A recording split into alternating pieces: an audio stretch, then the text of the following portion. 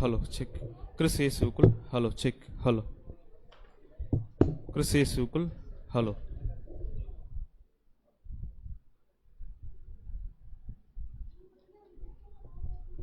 Hello check. Hello hello hello check.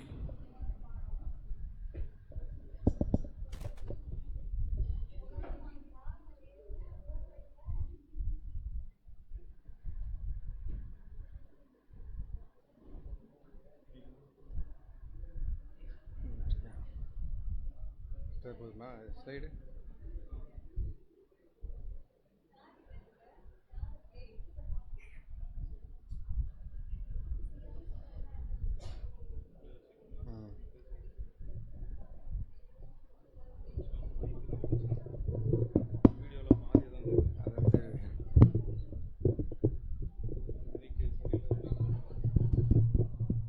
Hello check. Hello.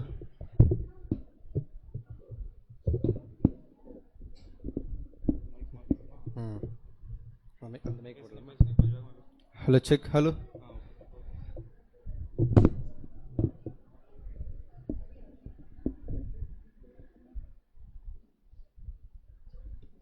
சரி, நம்ம கூடிக்கையை ஆரம்பிச்சிடலாம்.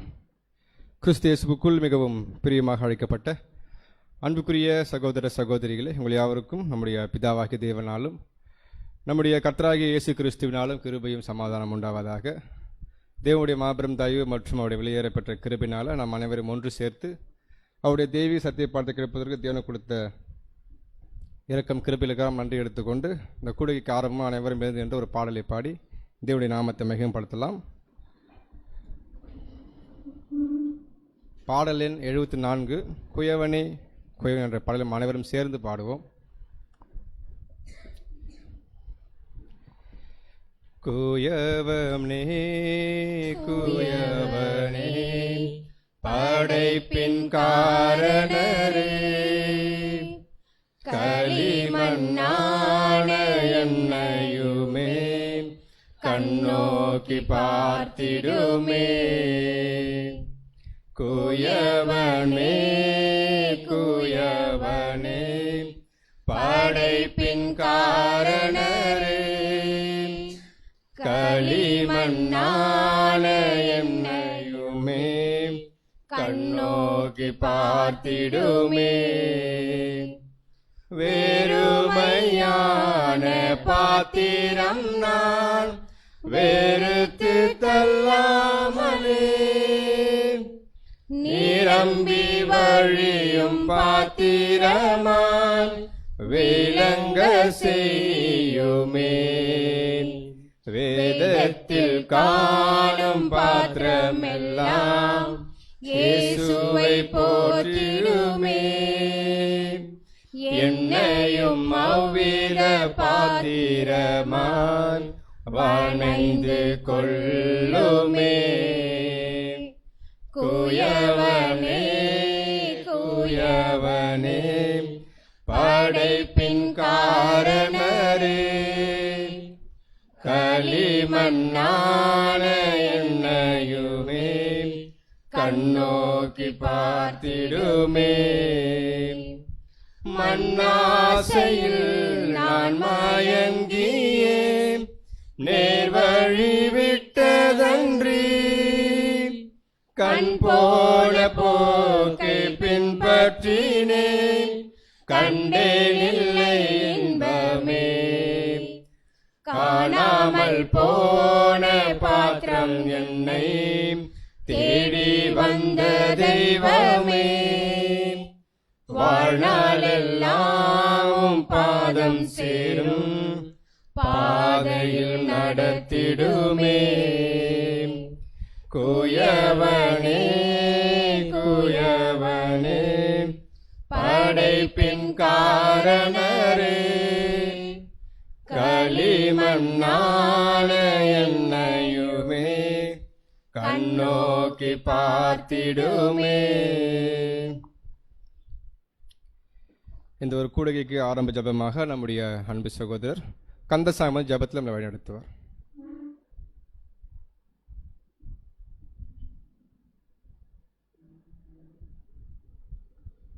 ஜெபம் செய்வோம். மகா உன்னதங்களில் வாசம் செய்கிற எங்கள் அன்பின் பரலோக பிதாவே, உமக்கு ஒருவருக்கே சுதிகன மகிமையாவும் இயேசுகிறிஸ்து நாமத்தால் எடுக்கிறோம். அப்பா தகப்பனே, ஆண்டவரே, இன்று கூட ஞாயிறு ஆராதனையில் எங்களுக்கு என்ன சத்தியவார்த்தை வைத்திருக்கிறீர்களோ அதை நாங்கள் ஒவ்வொரு சகோதர சகோதரிகளும் அதை கேட்டு நாங்கள் பலப்பட கிருபித்தாருங்களப்பா. இன்று கூட தூது கொடுக்கும் சகோதரை மறைத்து நீங்கள் வெளிப்பட்டு அதை எங்களுக்கு கேட்கத்தக்க வண்ணமாக கிருபையும் பலனைத்தாருங்களப்பா. அனைத்து சகோதர சகோதரிகளுக்கும் இயேசு கிறிஸ்துவின் சிந்தையும் ஞானத்தையும் கொடுத்து வழிநடத்தி பலப்படுத்துங்கள் தகப்பனே. இதன் மீட்பெரும் இரட்சகருமான இயேசு கிறிஸ்து நாமத்தால் ஜெபிக்கிறோம் நல்ல பிதாவே.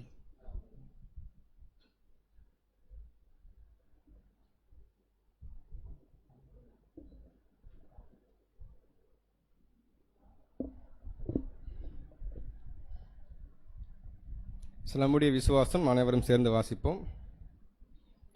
தாம் ஒருவராய் சாவாமையுள்ளவரும் ஒருவரும் சேரக்கூடாத ஒளியில் வாசம் பண்ணுகிறவரும் ஆதியந்தமில்லாத ஏக சக்கராதிபதியுமான யெகோவா என்னும் நாமமுள்ள ஒன்றான மேதேவனை விசுவாசிக்கிறோம். அவருடைய ஒரே பேரான குமாரனும் நம்முடைய கர்த்தரும் இரட்சகருமான இயேசு கிறிஸ்துவும் விசுவாசிக்கிறோம்.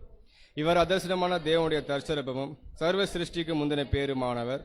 தேவன் இவரை கொண்டும் இவருக்கென்றும் உலகெல்லாம் உண்டாக்கி இவரையே சர்வத்துக்கும் சுதந்திரவாளியும் நியமித்தார். எல்லாம் இவருக்குள் இருக்கிறது என்று விசுவாசிக்கிறோம். இவர் தேவகுமாரனாக இருந்து தேவனுக்கு சமமாயிருக்க எண்ணாமல் அக்கிரமங்களால் ஜீவனை எழுந்த மனுஷ பேரை மனதுருக்கி தம்மைத்தாமே வெறுமையாக்கி மனிதனாகி எல்லாரையும் மீட்கும் பொருளாக தம்முடைய ஜீவனையை கொடுத்து தேவனுக்கும் மனுஷருக்கும் சமாதானத்தை உண்டு பண்ணதா என்று விசுவாசிக்கிறோம். ஆதலால் தேவன் இவரை மருத்துவந்து எழுப்பி எல்லாவற்றுக்கும் மேலாக உயர்த்தி தம்முடைய வல்லமின் வலது பார்சத்தில் வீட்டிற்கு செய்தார் என்று விசுவாசிக்கிறோம். இவரே தேவனுக்கும் மனுஷருக்கும் மத்தியஸ்தராகவும் சபையாக சரீரத்திற்கு தலையாகவும் இருக்கிறார் என்று விசுவாசிக்கிறோம். தம் வாக்கு தத்தம் பண்ணின உன்னதத்தில் வரும் பிறனாகிய பரிசுத்த ஆவியை விசுவாச கலைஞர் சபைக்கு அருளி தேவ சித்தத்தை வெளிப்படுத்தி பலியின் ஜீவத்தில் நடத்தி வருகிறார் என்று விசுவாசிக்கிறோம். பிதா குறித்த காலத்தில் இவர் பலியின் மரணத்துக்குட்பட்டு முதலாம் உயிர்த்தலடையும் தம்முடைய சபையாக சகல பரிசுத்தமாடும் இப்பூமியை நீதியாய் நியாயந்திருத்து சகல துரத்தினத்தையும் அதிகாரத்தையும் வல்லமையும் பரிகரித்து என்றும் அழியாத தம்முடைய நீதியுள்ள அரசை ஸ்தாபிப்பார் என்று விசுவாசிக்கிறோம். மரணமடைந்த மற்றவர்கள் கிறிஸ்துவின் அரசாட்சி காலத்தில் அவனவன் தனித்தன வருஷத்தில் உயிர்ப்பிக்கப்பட்டு நித்திய ஜீவனை வழிநடத்தப்பட்டு பூர்ணப்படுவார்கள். ஆனால் மனப்பூர்வமாய் சீர்திருந்தாதவர்கள் இரண்டாம் மரணத்தில் அழிக்கப்படுவார்கள் என்று விசுவாசிக்கிறோம்.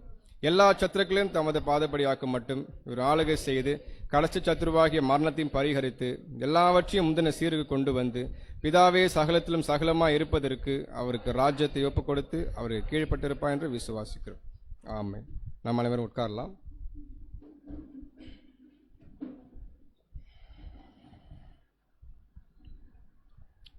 இன்றுக்குரிய காலை தியானம் சனிக்கிழமை உடையது. இதை வாசிக்கும்படி நம்ம அன்பு சகோதரர் பூபாலன் அன்போடு அழைக்கிறோம்.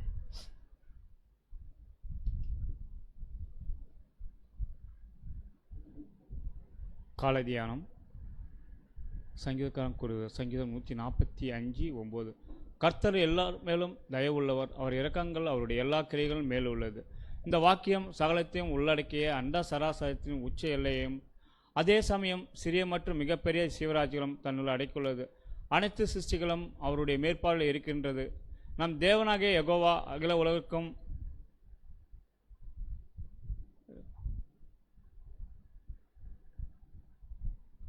ராஜாதி ராஜாவாக இருக்கிறார். அந்த உயர்ந்த ஸ்தானத்துக்கே உரிய பொறுப்புகளுக்கு அவருடைய ஞானம், வல்லமை, நற்குணம் மற்றும் பரந்த உள்ளமானது அபரிதமாக நிறைந்து காணப்படுகிறது. அப்படிப்பட்ட பொறுப்பிற்கு ஏற்றவராக இருப்பவரின் மன ஆற்றலை புரிந்து கொள்ள எடுக்கப்பட்ட முயற்சியில் மனித முறை நிலைத்தடுமாறுகிறது. ஒருபோதும் தோல்வியடையாத ஞாபகத்திலும் ஒருபோதும் தவறாத நியாயத்தீர்ப்பு, ஒருபோதும் தோல்விக்கு இடமில்லாமல் நித்தியத்துக்கும் திட்டமிடுகிற அதே சமயம் யுகாயுகத்திற்கும் அத்திட்டத்தை பிழன்றி துல்லியமாக நிர்ணயிக்கும் ஞானம், உயிரற்ற மற்றும் உயிருள்ளையாகிய எதிர்க்கிற யாவற்றின் மீதும் ஆதிக்கம் செலுத்தி அவர்களை தம்முடைய பிரம்மாண்டமான திட்டம் நிறைவேற இசைவாய் நடத்தும் வல்லமை மற்றும் திறன், அண்ட சராசரத்தை காக்கிறதில் வருகிற அழுத்தத்தில் சோர்விற்ற நித்திய கண்காணிப்பு, ஒருபோதும் உறங்காத கண்கள், எப்பொழுதும் திறந்திருக்கிற காதுகள், எல்லா தேவைகளும் அறிந்திருக்கிறவரும் தம்முடைய பரந்த விரிந்த ஆளுகையில் உள்ள அனைத்து காரியங்களும் நிறைந்திருப்பதை ஒரு கணம் எண்ணிப்பாருங்கள்.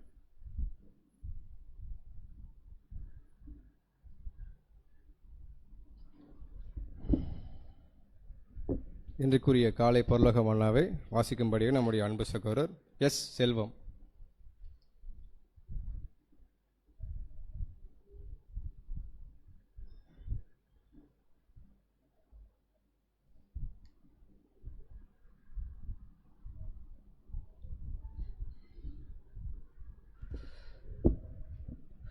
செப்டம்பர் 29 இந்த நாளுக்குரிய பரலோக மன்னா. மனமேட்டிமை உள்ளவன் எவனும் யெகோவாவிற்கு அருவருப்பானவன். நீதிமொழிகள் 16:5.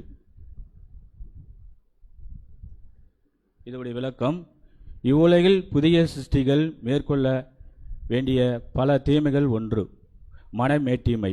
உலக பிரகாரமான மனமேட்டிமை தேவன் பேரில் நாம் கொண்டுள்ள விசுவாசத்தையும் கீழ்ப்படிதலையும் எதிர்த்து போரிடக்கூடியதாக இருக்கும். தேவன் பேரில் முழு நம்பிக்கை உள்ளவர்களும் தைரியமும் உள்ளவர்கள் மட்டுமே இந்த அரக்கனை மேற்கொள்ள முடியும். இது ஒருவரின் தனிப்பட்ட போர். மனமேட்டிமை எல்லா தீங்குக்கும் வழிநடத்துவதுமானால் இதனை முற்றிலும் ஒழிப்பதே தேவ பிள்ளைகளின் நோக்கமாயிருக்க வேண்டும். மனத்தாழ்மை நம்மை சகல நல் ஒழுக்கங்களுக்குள் வழிநடத்தி அன்பின் பிரமாணத்தை பூரணமாக கைக்கொள்ள செய்யும். கவிஞன் எழுதியது போல, பெருமை முடியும் இடத்தில் பெருந்தன்மை துவங்கும். இது மற்றொரு ஆதார வசனம். லூக்கா 14 8-11. லூக்கா 14 வசனம் 8-11 வரை. ஒருவனால் கல்யாணத்துக்கு நீ அழைக்கப்பட்டிருக்கும் போது பந்தியில் முதன்மையான இடத்தில் உட்காராதே. உன்னிலும் கனமுள்ளவன் ஒருவேளை அவனால் அழைக்கப்பட்டிருப்பான். அப்பொழுது உன்னையும் அவனையும் அழைத்தவன் உன்னிடத்தில் வந்து இவருக்கு இடங்கொடு என்பான். அப்போது நீ வெட்கத்தோடே தாழ்ந்த இடத்திற்கு போக வேண்டியதா இருக்கும். நீ அழைக்கப்பட்டிருக்கும் போது போய் தாழ்ந்த இடத்தில் உட்காரு. அப்பொழுது உன்னை அழைத்தவன் வந்து, சிநேகிதனே, உயர்ந்த இடத்தில் வாரும் என்று சொல்லும்போது உன்னுடனே கூட பந்தி இருக்கிறவர்களுக்கு முன்பாக உனக்கு கனம் உண்டாகும். தன்னைத்தான் உயர்த்துகிறவன் எவனும் தாழ்த்தப்படுவான், தன்னைத்தான் தாழ்த்துகிறவன் உயர்த்தப்படுவான் என்றார். லூக்கா 18 வசனம் 10-14 வரை. 2 மனுஷர் ஜெபம் பண்ணும்படி தேவாலயத்துக்கு போனார்கள். ஒருவன் பரிசேயன், மற்றவன் ஆயக்காரன். பரிசேயன் நின்று, தேவனே, நான் பரிகாரர், அநியாயக்காரர், விபச்சாரக்காரர் ஆகிய மற்ற மனுஷரைப் போலவும் இந்த ஆயக்காரனைப் போலவும் இராததனால் உம்மை ஸ்தோத்தரிக்கிறேன். வாரத்தில் 2 தரம் உபவாசிக்கிறேன். என் சம்பாத்தியத்திலெல்லாம் தசமபாகம் செலுத்தி வருகிறேன் என்று தனக்குள்ளே ஜெபம் பண்ணினான். ஆயக்காரன் தூரத்திலே நின்று தன் கண்களையும் வானத்துக்கு ஏறெடுத்து துணியாமல் தன் மார்பிலே அடித்துக்கொண்டு, தேவனே, பாவியாக என்மேல் கிருபையாரும் என்றான். அவன் அல்ல, இவனே நீதிமானாக்கப்பட்டவனாய் தன் வீட்டுக்கு திரும்பி போனான் என்று உங்களுக்கு சொல்லுகிறேன். ஏனெனில் தன்னை உயர்த்துகிறவன் எவனும் தாழ்த்தப்படுவான், தன்னை தாழ்த்துகிறவன் உயர்த்தப்படுவான் என்றார் என்பதே ஆமை.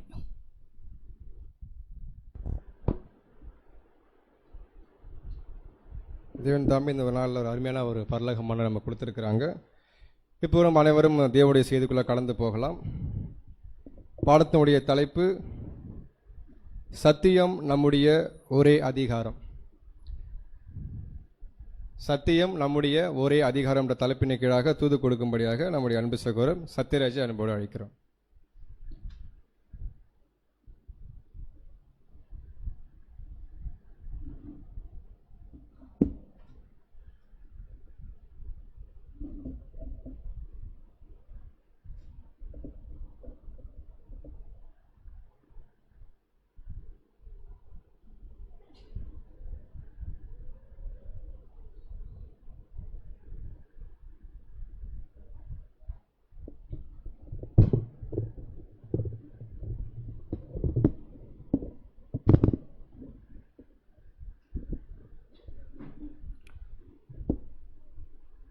கிறிஸ்து இயேசுவுக்குள் மிகவும் பிரியமுள்ள அன்புக்குரிய சகோதர சகோதரிகளே, உங்கள் யாவருக்கும் நம்முடைய பிதாவாகிய தேவனுடைய நாமத்தினாலும் ஆண்டவராகிய இயேசு கிறிஸ்துவின் நாமத்தினாலும் கிருபையும் சமாதானம் உண்டாவதாக. ஸோ அன்புக்குரிய சகோதர சகோதரிகளே, கடந்த வாரங்களுக்கு முன்பாக சென்று வந்திருந்த திருச்சி சபையார் மற்றும் மதுரை சபையார் அவங்களுடைய அன்பின் வாழ்த்துக்களை தெரிவிக்க சொன்னாங்க நம்முடைய சபையாருக்கு. ஸோ நம்முடைய வாழ்த்துக்களையும் அங்கே தெரிவித்தோம். அது மாத்திரமல்லாமல் கடந்த வாரம் கள்ளக்குறிச்சியில் நடந்த அந்த ஒரு மீட்டிங் கூட தேவன் ஆசீர்வச்சாங்க. அதனால் திருக்கோவிலூர், தியாகதுர்கம் சபையார், பாண்டிச்சேரி சபையார் அதிகமாக உதவி செஞ்சாங்க. அதுக்காக நன்றிகளை எடுத்திருந்தாங்க. ஸோ அந்த வகையில் அவங்களுடைய வாழ்த்துக்களையும் கூட இந்த நேரத்தில் தெரிவித்துக் கொள்வது மிகுந்த மகிழ்ச்சி. ஸோ ஏன் இதை சொல்கிறோம் அப்படின்னா, சகோதர சகோதரர் சொல்லும்போது கண்டிப்பாக போய் என்ன பண்ணுறோம், அறிவிக்கிறோம் சொல்றோம் அப்படின்னோம். சரி, வாய்ப்பு கிடைக்கும் போது அது என்ன பண்றோம் அப்படின்னு பார்க்கும்போது சபையாருக்கு அறிவிக்கிறோம். ஸோ அன்புக்குரிய சகோதர சகோதரிகளே, நம்ம பாடத்துக்கு நேரம் நம்ம கடந்து போகலாம். சத்தியம் நம்முடைய ஒரே அதிகாரம். Truth is our only authority. Authority அப்படின்னா அதிகாரம். ஓகே, ஸோ டிரான்ஸ்லேட் பண்றீங்க. ஓகே, நம்மளும் அதுதான் என்ன பண்ணியிருக்கிறோம், பிபிடியில் போட்டிருக்கிறோம். ஸோ அன்புக்குரிய சகோதர சகோதரிகளே, இது சத்தியம் நம்முடைய ஒரே அதிகாரம் அப்படின்னு சொல்லும்போது, நம்ம எல்லாம் புது சிருஷ்டிகள், தேவனால் அழைக்கப்பட்டிருக்கிறோம். நாம் யார் அப்படின்னு பார்க்கும்போது சுயாதீனம் உள்ளவர்கள். கரெக்டுங்களா? சுயாதீனம் உள்ளவர்கள் அப்படின்னா எல்லா வகையிலும் விடுதலையாக்கப்பட்டவர்கள், சுயமா சிந்தித்து செயல்படுகிறவர்கள். அப்படின்னா நமக்குன்னு என்ன இல்லை அப்படின்னு பார்க்கும்போது எந்த கட்டுப்பாடும் இல்லை. கரெக்டுங்களா? புது சிருஷ்டி ஏதாவது கட்டுப்படுத்துமா? அதாவது தீமையின் பக்கம் நம்ம யோசிச்சோம் அப்படின்னா எந்த காரியமும் நம்மளை கட்டுப்படுத்துவதற்கான அதிகாரம் கிடையாது. ஆனாலும் நாம் ஒரு சில காரியங்களுக்கு, ஒரு சிலருக்கு நாம் கட்டுப்பட்டவர்கள் தான். ஸோ என்னதான் நம்ம விடுதலையாக்கப்பட்டவர்கள், யாருக்கும் அடிமை இல்லை அப்படின்னாலும் நம்மளை அதிகாரம் செய்யக்கூடிய 3 நபர்கள் இருக்கிறாங்க. ஒன்று நம்முடைய பிதாவாகிய தேவன், அடுத்து நம்முடைய ஆண்டவராகிய இயேசு கிறிஸ்து, அதுக்கப்புறம் நம்மளை ஒருத்தவங்க கண்ட்ரோல் பண்றாங்க, அதிகாரம் செலுத்துறாங்க. நம் மீது என்ன பண்ணிருக்கிறாங்க அப்படின்னு பார்க்கும்போது அதிகாரம் பெற்றிருக்குது அப்படின்னா அந்த ஒரே காரியம் என்ன தெரியுங்களா? சத்தியம். அப்பனா சத்தியத்துக்கு நாம உட்பட்டவர்கள் அப்படின்னா என்ன ஒரு விஷயம் அப்படின்னு பார்க்கும்போது நமக்கு மேல அதிகாரம் செலுத்தக்கூடிய ஒரே காரியம் என்ன அப்படின்னு பார்த்தோம்னா சத்தியம். அதுதான் என்ன அப்படின்னு பார்க்கும்போது பாடத்தினுடைய தலைப்பா நம்ம பார்க்கிறோம். ஸோ இந்த சத்தியம் அப்படின்ற ஒரு விஷயம் தேவனுடைய பிள்ளைகளா இருக்கிற நம்முடைய வாழ்க்கையில எவ்வளோ முக்கியத்துவம் வாய்ந்தது, வெளியேற பெற்றது அப்படின்னு பார்த்தோம்னா நம்முடைய ஆண்டவராகிய இயேசு கிறிஸ்து சொன்ன வசனம் படிக்கலாம் பாருங்க. மத்தேயு 4ஆம் அதிகாரம் 4ஆம் வசனம். மத்தேயு 4ஆம் அதிகாரம் 4ஆம் வசனம். அவர் பிரதித்திரமாக, மனுஷன் அப்பத்தினால் மாத்திரமல்ல தேவனுடைய வாயிலிருந்து புறப்படுகிற ஒவ்வொரு வார்த்தையினாலும் பிழைப்பான் என்று எழுதியிருக்கிறதே என்றார். சோ தேவனுடைய வாயிலிருந்து புறப்படுகிற ஒவ்வொரு வார்த்தையினாலும் பிழைப்பான் அப்படின்னா, இப்ப மாம்ச பிரகாரமா உலகத்துல உயிர் வாழணும் அப்படின்னா எந்த அளவுக்கு இந்த மாம்சம் உயிரோடு இருக்கிறதுக்கு, இந்த ஜீவன் காத்துக்கொள்றதுக்கு அதாவது சாப்பாடு எந்த அளவுக்கு முக்கியமோ அதை காட்டிலும் ஒரு புது சிருஷ்டி ஜீவனோட இருக்கணும், பலப்படணும். அதுக்கு இன்னும் என்ன தேவை அப்படின்னு பார்க்கும்போது எனர்ஜி தேவை. அப்படின்னா அது எங்க இருந்தா கிடைக்கும் அப்படின்னு பார்க்கும்போது அந்த ஜீவன் நம்முடைய ஆண்டவர் சொல்லிட்டாரு, தேவனுடைய வாயிலிருந்து புறப்படுகிற வார்த்தை. அப்ப சத்தியம் தான் நமக்கு ஆகாரம். அந்த சத்தியம் நமக்கு என்ன கொடுக்குது அப்படின்னு பார்க்கும்போது ஜீவனை கொடுக்குது. அப்ப ஜீவனை கொடுக்குதுன்னா என்ன அர்த்தம் அப்படின்னு பார்க்கும்போது இது நம்மளை பலப்படுத்துது, ஊக்குவிக்குது. இன்னும் சத்தியத்துல நடப்பதற்கு தேவையான எல்லா விதமான தேவைகளையும் சந்திக்கிற ஒரு விஷயமா என்ன இருக்கு அப்படின்னு பார்க்கும்போது சத்தியம் இருக்கு அப்படின்றத நம்ம பார்க்கிறோம். அப்படியே பார்க்கும்போது அன்புக்குரிய சகோதர சகோதரிகளே, இந்த சத்தியத்தினுடைய தன்மை எப்படிப்பட்டது? தேவனுடைய வார்த்தை, அவருடைய கட்டளைகள் எப்படிப்பட்டதா இருக்கு அப்படின்னு பார்த்தோம்னா படிக்கலாம் பாருங்க. எபிரேயர் 4ஆம் அதிகாரம் 12ஆம் வசனம். எபிரேயர் 4ஆம் அதிகாரம் 12ஆம் வசனம். தேவனுடைய வார்த்தையானது ஜீவனும் வல்லமையும் உள்ளதாயும் இருபுறமும் கருக்குள்ள எந்த பட்டயத்தாலும் கருக்கானதாயும் ஆத்துமாவையும் ஆவியும் கணுக்களையும் ஊனையும் பிரிக்கத்தக்கதாக உருவ குத்துகிறதாயும் இருதயத்தின் நினைவுகளையும் யோசனைகளையும் வகையறுக்கத்தக்கதாயும் இருக்கிறது. சோ இந்த சத்தியம் தேவனுடைய வார்த்தை அது எப்படிப்பட்டதா இருக்கு அப்படின்னு பார்த்தோம்னா ஜீவன், அதுக்கு என்ன இருக்கு? உயிர் இருக்கு. சோ இந்த உயிருள்ள ஒரு காரியம் அது சத்தியம், தேவனுடைய வார்த்தை. இந்த உயிருள்ள ஒரு காரியத்தை யார் வச்சிருக்கிறாங்களோ அவங்க தான் என்ன பெற்றிருக்கிறாங்க தெரியுங்களா? ஜீவன் பெற்றிருக்கிறாங்க. சோ அது ஜீவனா இருக்கும், அதே வகையில வல்லமை உள்ளதா இருக்கும், பலம் உள்ளதா இருக்கும். யாருக்கு அப்படின்னு பார்க்கும்போது பவர்ஃபுல் அப்படின்னு பார்த்தோம்னா சத்தியம். சோ பலகீனமானவங்களையும் பலப்படுத்துற ஒரு விஷயம். அடுத்து இந்த சத்தியத்தினுடைய காரியங்களை நம்ம பார்க்கும்போது இருபுறம் உள்ள கருக்குள்ள எந்த பட்டயத்திலும் ஒருவேளை இதன் மூலமா எனக்கு ஜீவன் கிடைக்குது, அதை அப்படியே ஏற்றுக்கொண்டு ஒவ்வொரு நாளும் இந்த சத்தியத்தை சாப்பிட்டு வாழ்றாங்க அப்படின்னா அந்த ஜீவனுள்ள ஒரு விஷயம் நம்முடைய வாழ்க்கையில ஜீவனா இருக்கும். அடுத்து என்ன அப்படின்னு பார்க்கும்போது ரொம்ப பலம் உள்ளது, வல்லமை உள்ளது. ஒருவேளை இந்த ஜீவனா இருக்கக்கூடிய இந்த ஒரு விஷயத்தையும் வல்லமையுள்ள இந்த ஒரு சத்தியத்தையும் அதுக்கு எதிரா ஒருவேளை அதுக்கு மாற்றி நம்ம யோசிக்கிறோம் அப்படின்னா அது எப்படியா செயல்படும் தெரியுங்களா? அடுத்தது இருபுறமும் கருக்குள்ள எந்த பட்டயத்திலும் கருக்கானதாயும். இருபுறம் உள்ள கருக்குள்ள எந்த பட்டயம், இந்த உலகத்திலேயே ரொம்ப ஷார்ப்பான கத்தி இதுதான் அப்படின்னு சொன்னாங்கன்னு வச்சுக்கோங்களேன், சத்தியம் அதை விட பல மடங்கு மேற்பட்டது. இது ஒருத்தவங்களை குத்துச்சு அப்படின்னா அடுத்து என்ன பண்ண முடியாது. என்ன அப்படின்னு பார்க்கும்போது இந்த சத்தியமானது ஒருவேளை தேவனுக்கு எதிரா நம்ம யோசிக்கிறோம், நம்ம சிந்திக்கிறோம், நம்முடைய இருதயமானது அப்படி இருக்கு அப்படின்னா அது நல்ல விதத்துல நம்ம ஏற்றுக்கொள்ளும் போது அது என்ன பண்ணும் அப்படின்னு பார்க்கும்போது ஜீவனை கொடுக்கும். ஒருவேளை அதுக்கு மாறா எதிரா யோசிக்கிறோம் அப்படின்னா அடுத்து இந்த சத்தியம் என்ன பண்ணும் தெரியுங்களா?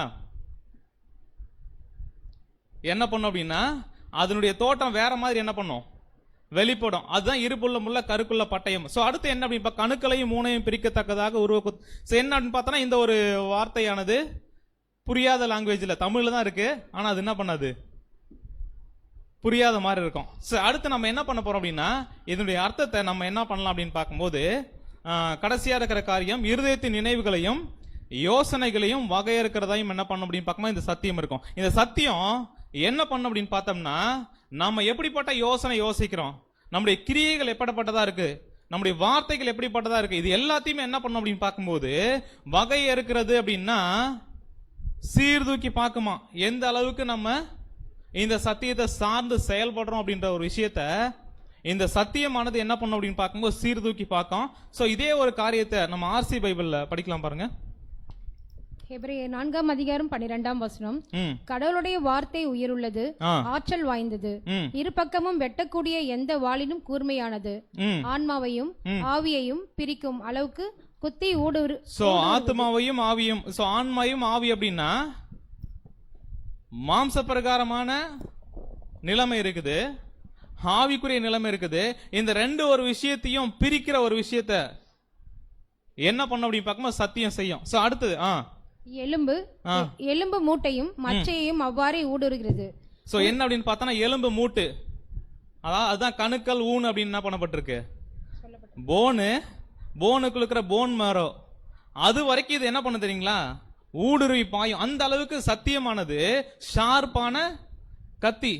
இந்த கத்தி என்ன பண்ணும் அப்படின்னு பார்த்தோம்னா இருதயத்தை ஊடுருவி ஒருவேளை தேவனுக்கு எதிராக இது ஏதாவது யோசிக்கிறோம் அப்படின்னா இந்த சத்தியம் என்ன பண்ணும் அப்படின்னு பார்க்கும்போது நல்ல ஒரு ஆபரேஷன் பண்ணி என்ன பண்ணும், ஆபரேஷனுக்கு என்ன யூஸ் பண்றாங்க, கத்தி. இது என்ன பண்ணும் அப்படின்னு பார்த்தோம்னா உலகத்தில் இருக்கிற எந்த கூர்மையான வாளிலும் இந்த சத்தியமானது ரொம்ப ஷார்ப் அப்படின்னா அந்த அளவுக்கு இது சரியான ஒரு ஷார்ப்பான ஆபரேஷன் என்ன பண்ணும் செய்யும் அப்படின்னு பார்க்கிறோம். அடுத்து நம்ம பார்க்கும்போது உள்ளத்தின் சிந்தனைகளையும் நோக்கங்களையும் என்ன பண்ணும் சீர்தூக்கி பார்க்கும். அதான் நம்ம பார்க்கிறோம் அன்புக்குரிய சகோதர சகோதரிகளே, இந்த சத்தியத்தினுடைய தன்மை இப்படிப்பட்டதா இருக்கு. இந்த சத்தியம் தான் நமக்கு ஆகாரம் அப்படின்றத பார்த்துட்டோம். நம்முடைய ஜீவனோட இருக்கணும் அப்படின்னா அது காரணம் என்ன அப்படின்னு பார்க்கும்போது சத்தியம் நமக்குள்ள இருக்கிறதுனால தான் இதுதான் நம்முடைய சாப்பாடு அப்படின்ற ஒரு விஷயத்தை நம்ம பார்க்கிறோம். அது மாத்திரம் அல்லாமல் இந்த சத்தியம்தான் நாம பரலோக வாய்ப்பை சுதந்திரிக்கிறதுக்கு காரணமான ஒரு விஷயம் என்ன அப்படின்னு பார்த்தோம்னா இந்த சத்தியம்தான். அது படிக்கலாம் பாருங்க. அப்போஸ்தலனாகிய பவுல் தீமோத்தேயுக்கு சொல்லும்போது எப்படி சொல்றாருன்னா 2 தீமோத்தேயு 3:15 2 தீமோத்தேயு 3:15 வரை கிறிஸ்து இயேசுவை பற்றும் விசுவாசத்தினாலே உன்னை ரட்சிப்புக்கேற்ற ஞானம் உள்ளவனாக்கத்தக்க பரிசுத்த வேத எழுத்துக்களை நீ சிறு வயது முதல் அறிந்தவன் என்றும் உனக்கு தெரியும். அன்புக்குரிய சகோதர சகோதரிகள், இந்த வசனத்தை கொஞ்சம் நம்ம கவனிக்கலாம். நமக்கு நல்லா தெரிஞ்ச வசனம் தான். கிறிஸ்து இயேசுவை பற்றும் விசுவாசத்தினாலே ரட்சிப்புக்கேற்ற ஞானம் உள்ளவனாக்கத்தக்க பரிசுத்த வேத எழுத்துக்கள். அப்ப ரட்சிப்புக்கேற்ற ஞானம் எங்க கிடைக்கும்? ரட்சிப்பு அப்படின்னு சொல்லும்போது நம்ம சபையா மீட்கப்படுறதுக்கு, ரட்சிக்கப்படுறதுக்கு அதுக்கே உரிய ஞானம் தேவன் எங்க வச்சிருக்கிறாராம் அப்படின்னு பார்க்கும்போது பரிசுத்த வேத எழுத்துக்கள்ல. அப்பனா இந்த வேத எழுத்துக்களை நான் ஆசைப்பட்டு சாப்பிடல, விருப்பப்பட்டு தேடல, இல்ல உலக ஞானம் அதுதான் ரொம்ப பெருசுன்னு நினைக்கிறோம் அப்படின்னா, இந்த வேத எழுத்துக்கள் தான் என்ன பண்ணும் அப்படின்னு பார்க்கும்போது ஒருத்தவங்களை பரலோகம் கொண்டு சேர்க்கக்கூடிய எல்லா விதமான ஞானத்தையும் அறிவையும் போதிக்கக்கூடிய ஒரு விஷயமா இருக்கு. சோ ஒருவேளை இந்த ரட்சிப்புக்கேற்ற ஞானம் பரிசுத்த வேத எழுத்துக்கள்ல இருக்குது, அந்த ஒரு வசனங்களுக்கும் சத்தியங்களுக்கும் நம்ம முக்கியத்துவம் தராத போது நாம மீட்கப்பட முடியும், ரட்சிக்கப்பட முடியும் சொல்ல முடியுமா? சொல்ல முடியாது. சோ அப்படியே பார்க்கும்போது இந்த ஒரு காரியம் தான் அடுத்து நமக்கு எதுக்கு உதவுது அப்படின்னு பார்க்கும்போது, தேவனுடைய மனுஷங்க தேறினவங்களாகணும், எந்த நற்கிரியும் செய்ய தகுதி உள்ளவங்களாகணும். இது எல்லா காரியத்துக்குமே எதன் மூலமா தான் செய்ய முடியும் அப்படின்னு வசனம் சொல்லுது அப்படின்னு பார்த்தோம்னா சத்திய வசனம்.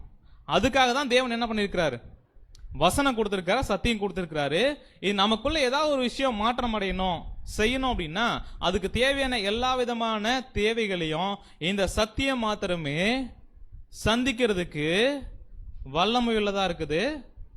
அதே வகையில நம்மள ரட்சிப்புக்கேற்ற ஞானம் உள்ளவங்களா மாத்துறதுக்கும் இந்த வேத வாக்கியங்கள் நமக்கு என்ன பண்ணுது அப்படின்னு பார்க்கும்போது உதவி செய்யுது. அன்புக்குரிய சகோதர சகோதரிகளே, இந்த சத்தியத்தினுடைய சத்தியம் தான் நம்முடைய ஒரே அதிகாரம் அப்படின்னு சொல்லும்போது அந்த அளவுக்கு சத்தியம் முக்கியத்துவம் வாய்ந்தது அப்படின்ற நம்ம வசனங்கள் அடிப்படையில் பார்க்கிறோம். அதே வகையில இந்த சத்தியம் அப்படின்ற ஒரு விஷயம் எந்த அளவுக்கு முக்கியத்துவம் வாய்ந்தது அப்படின்றத நம்ம வெளிப்படுத்தல் 7ஆம் அதிகாரம் 3ஆம் வசனம் படிக்கலாம். வெளிப்படுத்தின விசேஷம் 7ஆம் அதிகாரம் 3ஆம் வசனம். நாம் நமது தேவனுடைய ஊழியக்காரரின் நெற்றிகளில் முத்திரை போட்டு தீருமளவும் பூமியையும் சமுத்திரத்தையும் மரங்களையும் சேதப்படுத்தாதிருங்கள் என்று மகா சத்தமிட்டு கூப்பிட்டான். இந்த சத்தியம் நம்முடைய அதிகாரம், நமக்கு மேல இருந்து நம்மளை அதிகாரம் பண்றது, நம்மளை கண்ட்ரோல் பண்றது இந்த சத்தியம் மாத்திரம் தான் இருக்கணும். அப்படின்னா இது எப்படிப்பட்ட ஒரு விஷயத்தை தேவன் இதுக்கு முக்கியத்துவம் கொடுத்திருக்கிறாங்க அப்படின்னு பார்த்தோம்னா, தேவனுடைய ஊழியக்காரர் நெத்திரியில என்ன பண்ணப்பட்டிருக்கு அப்படின்னு பார்க்கும்போது முத்திரை போடப்பட்டிருக்கு. அப்பனா நம்ம எல்லாம் யாரு? தேவனுடைய ஊழியக்காரங்க, தேவனுடைய பிள்ளைகள். நம்முடைய நெத்தியில முத்திரை இருக்குங்களா? இருக்குதா? நெத்தியில முத்திரை இருக்குதா இல்லையா அப்படின்றத நாம எப்படி உறுதிப்படுத்தலாம் தெரியுங்களா? இந்த முத்திரையை நெத்தியில தேவன் எதை வச்சு போடுறார் அப்படின்ற ஒரு விஷயத்தை நம்ம புரிஞ்சுக்கிட்டோம் அப்படின்னா நம்ம நெத்தியில இது இருக்குதா இல்லையான்றத என்ன பண்ணலாம், உறுதிப்படுத்தலாம். இந்த முத்திரை போடுற ஒரு விஷயத்தையே தேவன் அவருடைய பிள்ளைகளா இருக்கக்கூடியவங்க மேல எப்படி போடுறார், எதை வச்சு முத்திரை சீல் போடுறார் அப்படின்னு பார்த்தோம்னா நம்முடைய மூசகர் அருமையா வளர்க்குறாங்க, ட்ரூத்.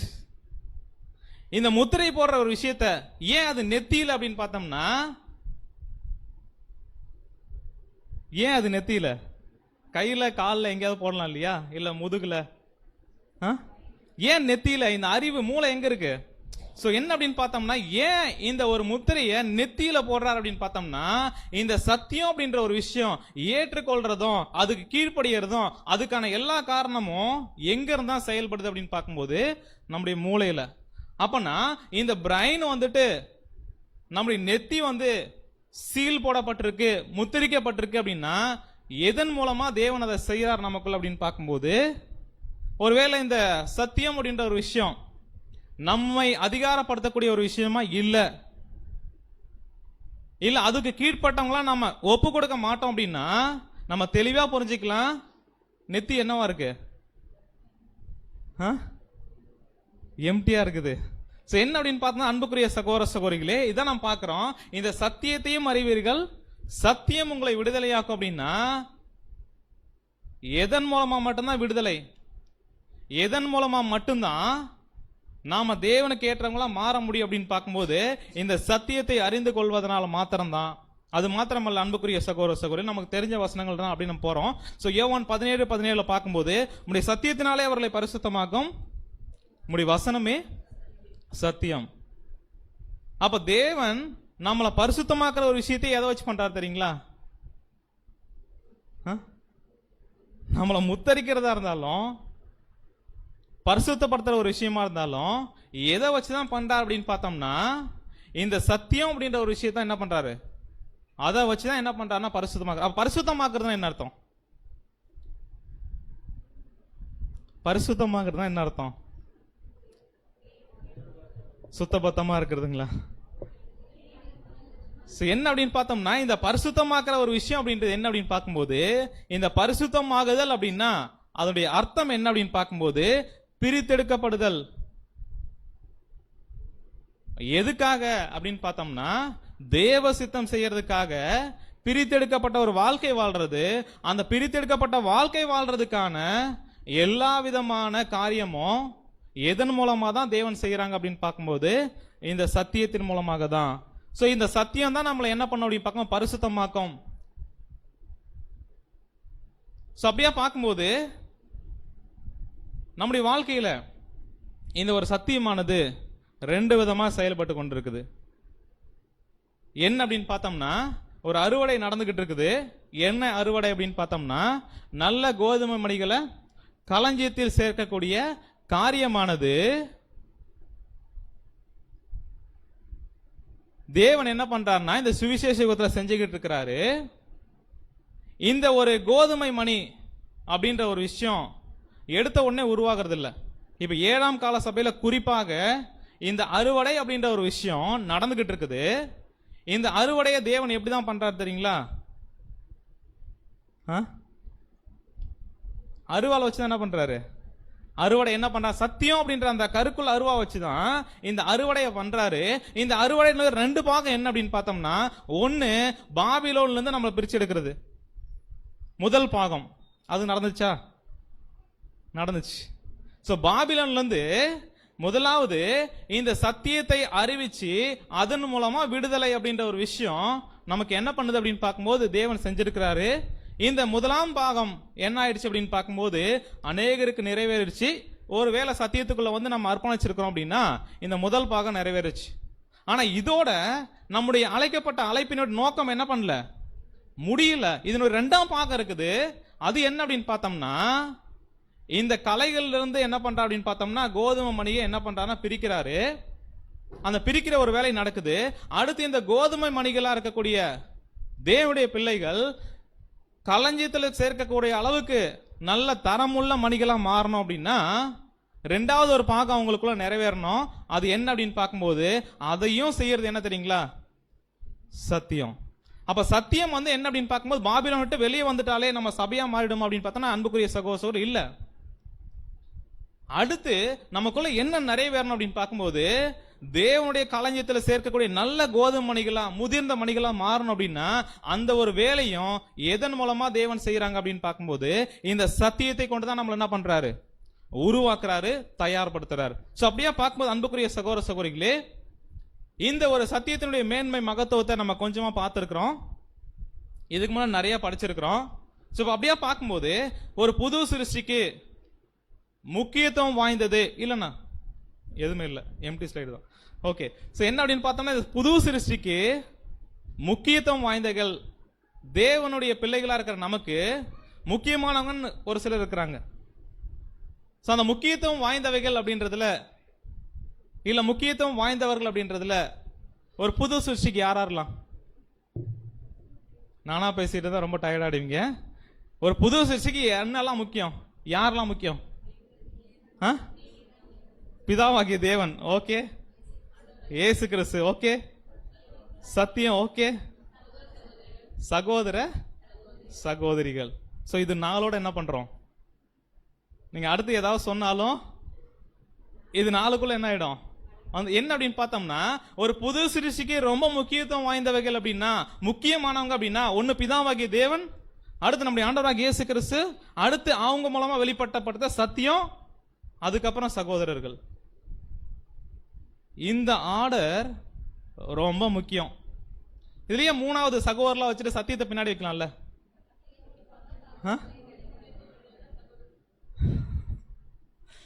என்ன அப்படின்னு பார்த்தோம்னா அன்புக்குரிய சகோதர சகோதரிகளே, தேவனுடைய சத்தியம் எப்பேற்பட்டது அப்படின்னு பார்த்தோம்னா இந்த 4 விஷயங்கள் நமக்கு ரொம்ப முக்கியம்.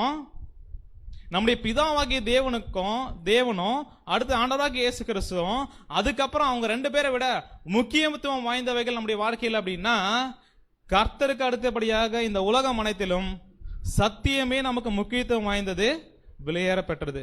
இந்த ஒரு விஷயத்தை யார் சரியா புரிஞ்சிருக்கிறாங்களோ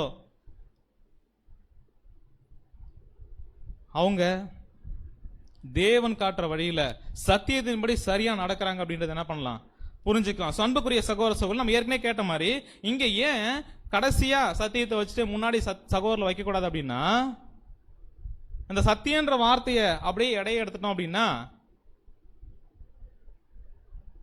சகோதரர்கள் அப்படின்ற அந்த ஒரு விஷயம் என்ன பண்ணாது. பாபிலோன்ல இருக்கவங்களாம் இருக்காங்கல்ல, நம்மளை உயிருக்கு உயிரா நேசிச்சவங்க, நம்ம நேசிச்சவங்க, அது நம்ம குடும்பத்தாரு, நமக்கு ரொம்ப முக்கியமா நமக்கு விலையேற பெற்றவங்களா இருந்தாங்க. ஆனா அந்த சத்தியம் என்னைக்கு உள்ள வந்துச்சோ, அப்ப அந்த சத்தியம் சாராத எல்லாருமே யார் ஆயிட்டா? அடுத்து கடைசி அந்த உலக ஜனங்கள் கேட்டவர்கள் என்ன பண்றாங்க, போயிடுறாங்க. சோ சகோதரர்கள் அப்படின்றவங்க எப்படி அப்படின்னு பார்த்தோம்னா, இந்த சத்தியம் இருக்கிறதுனாலதான் நமக்கு யார் கிடைச்சா? ஒருவேளை சகோதரர்களை மட்டும் வச்சுக்கிட்டு சத்தியத்தை எடுத்துட்டா, இது சத்தியத்தின் பிரகாரம் என்ன அப்படின்னு ஏன் இதை சொல்றோம் அப்படின்னு பார்த்தோம்னா, அநேகர் இந்த சகோதரர்களுக்கு முக்கியத்துவம் கொடுத்துட்டு சத்தியத்தை வழி விலகிறதுக்கு விட்டு போறதுக்கான அநேக சூழ்நிலைகள் நடக்கும்.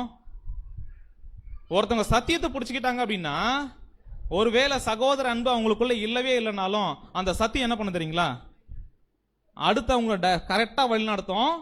இதுக்கு அடுத்தபடியா நீ யார் அதிகமா நேசிக்கணும் அப்படின்னு பார்த்தோம்னா, சத்தியம் அப்படின்ற ஒரு விஷயத்த, சத்தியம் அப்படின்ற ஒரு விஷயம் சகோதர அன்புக்கு நேரம் நம்மளை வழி நடத்தும். ஒருவேளை சகோதரர் முன்னாடி வச்சிட்டோம் அப்படின்னா, சகோதரர்கள் எல்லாருமே ரொம்ப பர்ஃபெக்ட் இல்ல, அபூர்ணம். ஒரு சில நேரத்தில் என்ன பண்ணுவாங்க அப்படின்னு பார்க்கும்போது சத்தியத்துக்கு மாறா கூட நம்மளை வழி நடத்துவாங்க. அப்படிப்பட்ட விஷயத்துக்கு நம்ம விலகி இருக்கணும் அப்படின்னா இந்த ஆர்டர் ரொம்ப முக்கியம் ஒரு புது சிருஷ்டிக்கு. அன்புக்குரிய சகோதர சகோதரிகளே, அப்படியா பார்க்கும்போது தேவனுக்கும் கிறிஸ்துவுக்கு அப்புறமா நமக்கு முக்கியத்துவம் தரக்கூடிய ஒரு விஷயம் மேன்மையானது அப்படின்னா தேவனுடைய வார்த்தைகள் அப்படின்ற ஒரு விஷயத்தை பார்க்கிறோம். இந்த ஒரு மேன்மையை புரிஞ்சிக்காதவங்க, இந்த சத்தியத்தின் மேல் இருக்கக்கூடிய அன்பு, பிதாவாகிய தேவன் மேல் இருக்கக்கூடிய அன்பு, கிறிஸ்து மேல இருக்கக்கூடிய அன்பு, அடுத்த சத்தியத்தை நம்ம அதிகமா நேசிக்கணும், அடுத்தபடியா சகோதரர்களை நேசிக்கணும். ஆனா இந்த ஒரு காரியங்களை யார் புரிஞ்சுக்கலையோ அவங்க எப்படிப்பட்ட ஒரு விஷயத்துக்குள்ள இருக்கிறாங்க அப்படின்னா, இதை நம்ம பார்க்கிறோம். 2 தெசலோனிக்கர் 2ஆம் அதிகாரம் 12ஆம் வசனம். 2 தெசலோனிக்கர் 2ஆம் அதிகாரம் 12 அநீதினால் உண்டாகும் சகலவித வஞ்சகத்தோடும் இருக்கும் ரட்சிக்கப்படத்தக்கதாய் சத்தியத்தின் மேலுள்ள அன்பை அவர்கள் அங்கீகரியாமற் போனபடியால் அப்படி நடக்கும்.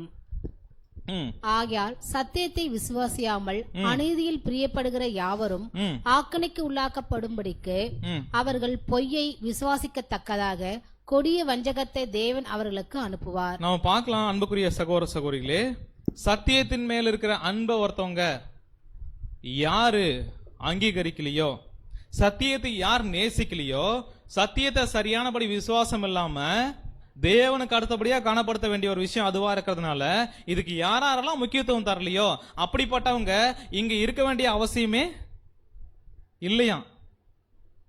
நான் சொல்ல, வசனம் சொல்லுது. என்ன அப்படின்னு பார்த்தா, அப்படிப்பட்டவங்க இருந்தாங்க அப்படின்னா இந்த உலகத்துல நிறைய பொய் இருக்கு, வஞ்சனை இருக்குது. தேவனே என்ன பண்ணுவார் அப்படின்னு பார்த்தோம்னா, அந்த பொய்க்கும் வஞ்சனையும் என்ன பண்ணுவாராம், கூப்பிட்டு அதுக்கு ஏற்ற நபர்கள் இருக்கிறாங்க, அவங்க என்ன பண்ணுங்க, கொஞ்சம் கொண்டு போயிடுங்க. சோ என்ன அப்படின்னு பார்த்தா, பொய்யை விசுவாசிக்கத்தக்கதாக கொடிய வஞ்சத்தை தேவன் என்ன பண்ணுவாராம், சாத்தான் அனுப்புற மாதிரி இங்க சொல்ல வசனம், தேவனே அனுப்புவாராம். அப்படின்னா இந்த சத்தியத்தின் மேல் இருக்கக்கூடிய அன்பு,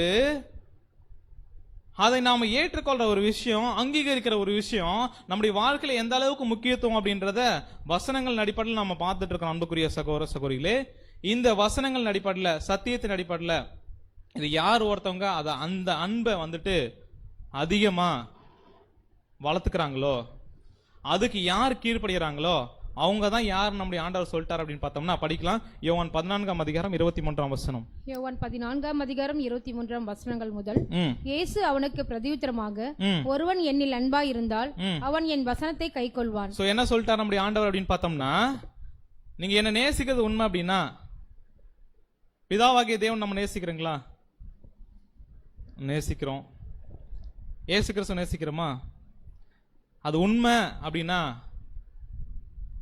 என்ன பண்ணியாகணும் தெரியுங்களா? ஒருவன் என் அன்பா இருக்கிறான் அப்படின்னா என்னுடைய வசனத்தை என்ன பண்ணுவான்? அவருடைய சத்தியங்களை, அவருடைய வார்த்தைகளை என்ன பண்ணுவான் அப்படின்னு பார்த்தா கை கொள்வான். ஒருவேளை அவங்க மேல அன்பு இருக்கு அப்படின்னு சொல்லிட்டு வாயின் வார்த்தையினால சொன்னாலும், ஆனா சத்தியத்தின் மேல உண்மையால ஒரு அன்பு, அந்த ஒரு வாஞ்சை, அது கீழ்ப்படியணும் அப்படின்ற எண்ணம் இல்லை அப்படின்னா, என்னில் அன்பா இராதவன் என்னுடைய வசனங்கள் என்ன பண்ண மாட்டான். அப்ப நேசிக்கிறோம் சொன்னாலும் சத்தியத்தையும் வசனத்தையும் நம்ம ஒதுக்குறோம் அப்படின்னா என்னவா மாறிடுறோம் அப்படின்னு பார்க்கும்போது, சத்தியத்தை கை கொள்ளாதவர்களா, தேவனுடைய அன்புக்கு, கிறிஸ்துவனுடைய அன்புக்கு பாத்திரமற்றவர்களா, தகுதியற்றவங்களா மாறிடுவோம் அப்படின்ற ஒரு விஷயத்தை என்ன பண்றோம்னா பாக்குறோம். சோ அப்படியா பார்க்கும்போது அன்புக்குரிய சகோதர சகோதரிகளே, இந்த சத்தியம், தேவனுடைய வசனங்கள், வார்த்தைகள் யாருக்காக தான் கொடுக்கப்பட்டிருக்கு அப்படின்னு பார்த்தோம்னா, இந்த உலகத்துல நல்லவங்கன்னு ஒரு சிலவங்க இருக்கிறாங்க. அந்த நல்லவங்களுக்காக தான் இந்த சத்தியமானது என்ன பண்ணப்பட்டிருக்குங்களா, கொடுக்கப்படுற. யார் அந்த நல்லவங்க அப்படின்னு பார்த்தோம்னா படிக்கலாம். சங்கீதம் 97:11. 97 சங்கீதம் 11 வசனம். நீதிமானுக்காக வெளிச்சமும் செம்மையான இருதயத்திற்காக மகிழ்ச்சியும் விதைக்கப்பட்டிருக்கிறது. சோ நீதிமானுக்காக வெளிச்சம், வெளிச்சம் அப்படின்ற ஒரு சத்தியம் அந்த செம்மையான இருதயத்தாருக்கு தான் உண்மையான மகிழ்ச்சியும் என்ன பண்ணப்பட்டிருக்கு அப்படின்னு பார்த்தோம்னா விதைக்கப்பட்டிருக்கு. அப்பனா இந்த ஒரு சத்தியம் அப்படின்ற ஒரு விஷயத்த தேவன் யாருக்காக தான் ஏற்படுத்தி இருக்கிறாரு? இந்த வேதம் யாருக்கு அப்படின்னு பார்த்தோம்னா நீதிமானுக்காக. இந்த நீதிமான் அப்படின்றவங்க யார் அப்படின்னு பார்க்கும்போது, தேவனுக்கு அர்ப்பணித்தவர்கள், தேவ சித்தம் செய்வதற்காக தங்களை ஒப்பு கொடுத்தவர்கள். இந்த சத்தியமானது தேவனுடைய ஜனங்களுக்கு, அதாவது எப்படிப்பட்ட ஜனங்கள் அப்படின்னு பார்த்தோம்னா தேவனுக்காக அர்ப்பணிக்கப்பட்ட ஜனங்களுக்கு மாத்திரம்தான் உரியது. அப்பனா அன்புக்குரிய சகோதர சகோதரிகளே, அப்படிப்பட்ட ஒரு வாழ்க்கை தான் வாழ்ற. இந்த சத்தியம் அப்படின்றது யாருக்கு சொந்தம் அப்படின்னு பார்த்தோம்னா எனக்கு தான் அப்படின்னு நம்ம இருதயம் என்ன பண்ணணும், சொல்லணும். ஏன்னா அப்படிப்பட்டவங்களுக்காக தான் தேவன் கொடுத்திருக்காராம். ஒருவேளை இந்த நீதிமானுக்கு அப்படியே ஆப்போசிட் என்ன தெரியுங்களா, துன்மார்க்கம். துன்மார்க்கர்ல ஒருவேளை யாருக்காவது இந்த சத்தியம் கொடுக்கப்பட்டுச்சு அப்படின்னா, இந்த அறிவை அறிந்து கொண்டாலும் அவர்கள் அதை நிச்சயம் இழந்து விடுவார்கள் என சகோதரன் சொல்றாரு. ஒருவேளை இந்த சத்தியத்தை கேட்ட பிறகும், சத்தியத்தை உள்வாங்கினதுக்கு அப்புறமும் துன்மார்க்கமான ஒரு ஜீவியம் தான் ஜீவிப்போம் அப்படின்னு முடிவு பண்றாங்க அப்படின்னா, என்னதான் மூளையில இந்த அறிவு போயிருந்தாலும் அதை ஏதோ ஒரு வகையில, ஏதோ ஒரு சூழ்நிலை இழந்து விடுவார்கள் அப்படின்றதுதான். அப்படின்னா அன்புக்குரிய சகோதர சகோதரிகளே, யார் தான் இதில் நிலை நிற்க முடியும்? யாருக்காக தான் இந்த சத்தியம் அப்படின்னு பார்த்தோம்னா, யார் ஒருத்தவங்க நீதிமானா வாழ்றாங்க, தேவனுக்கு உடையவங்களா, தேவனுக்கு ஏற்புடைய மாறுறாங்களோ அப்படிப்பட்டவங்களுக்காக தான் இந்த சத்தியம். ஒருவேளை அதுக்கு எதிராக செயல்படுறோம் அப்படின்னா இந்த சத்தியமானது நமக்குள்ள என்ன பண்ணாது, நிலைத்திருக்காது அப்படின்ற ஒரு விஷயம் என்ன பண்ண அப்படின்னு பார்க்கும்போது இழந்து விட வேண்டிய சூழ்நிலை அப்படின்றத நம்ம பார்க்கிறோம். ஸோ ஏன் அப்படின்னு பார்த்தோம்னா, இந்த ஒரு சத்தியத்தினுடைய மேன்மையை தாவீதினுடைய அந்த அவர் மூலமா தேவன் எழுதுற அந்த வார்த்தைகளை படிக்கும்போது உண்மையாலுமே அந்த அளவுக்கு ரொம்ப சத்தியத்தை ஒருத்தர் நேசிச்சிருக்கிறார். ஏன் தாவீதுக்கு அதாவது தாவீது வந்து தேவனுக்குடைய இருதயத்துக்கு ஏற்றவர் அப்படின்னா அதுக்கு ஒரு சில காரணம்லாம் இருக்கு. அதுக்கு முக்கியமான காரணம் என்ன அப்படின்னு பார்க்கும்போது படிக்கலாம். சங்கீதம் 119:97. சங்கீதம் 119:97. உமது வேதத்தில் நான் எவ்வளவு பிரியமா இருக்கிறேன், நாள் முழுவதும் அது என் தியானம். அன்புக்குரிய சகோதர சகோதரிகளே, சோ தாவீது சொல்ற ஒரு விஷயம் என்ன அப்படின்னு பார்த்தோம்னா, உம்முடைய வேதத்தில் நான் எவ்வளவு பிரியமா இருக்கிறேன். இந்த வார்த்தையை திரும்ப திரும்ப படிச்சோம்னா அடுத்து நமக்குள்ள ஒரு கேள்வி வரும். அது பெரிய கேள்வி, விடையே இல்லாத ஒரு கேள்வி. என்ன பண்ணிடும், இந்த சத்தியம் நம்முடைய இருதயத்துக்கு பிரியமுள்ளதா இருக்குங்களா?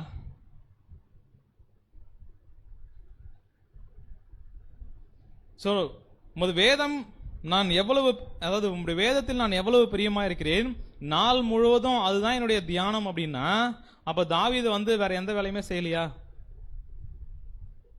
எல்லாத்தையும் செஞ்சாரு. நாள் முழுவதும் தியானிச்சாரா?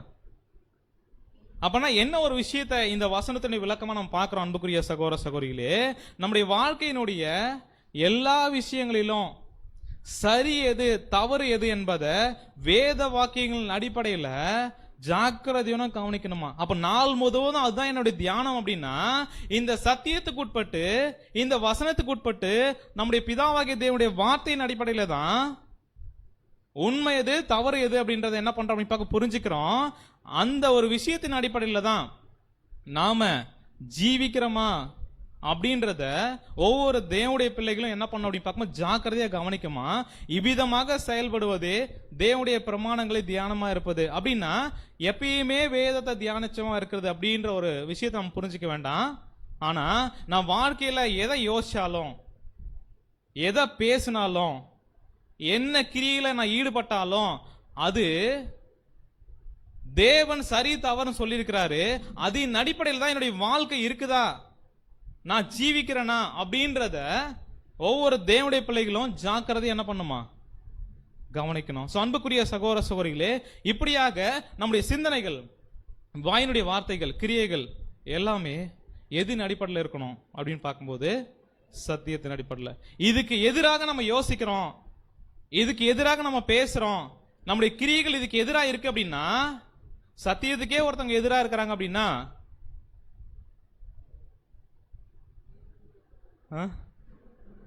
அவங்களுக்கு எந்த விதமான நன்மையும் ஆசீர்வாதத்தை என்ன பண்ண முடியாது, பெற்றுக்கொள்ள முடியாது. அன்புக்குரிய சகோதர சகோதரிகளே, நம்ம பார்க்கிறோம் நம்முடைய வாழ்க்கையில நிறைய சூழ்நிலைகள் இருக்குது.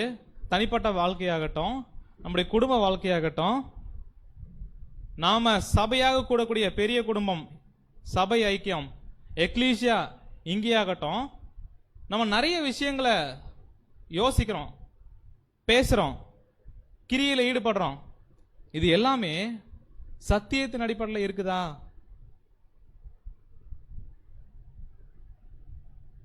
ஒருவேளை ஏன் அப்படின்னு பார்த்தோம்னா அன்புக்குரிய சகோதர சகோதரிகளே, நாம சத்தியத்திலே இருந்தாலும், இருக்கிறேன்னு சொல்லிட்டாலும், இந்த எல்லா விஷயத்திலையும் சத்தியமானது நமக்குள்ள ஊடுருவல அப்படின்னா நம்ம யோசிக்கணும், இந்த சத்தியத்துக்கு உட்பட்ட ஒரு வாழ்க்கை நான் வாழுகிறேனா அப்படின்னு.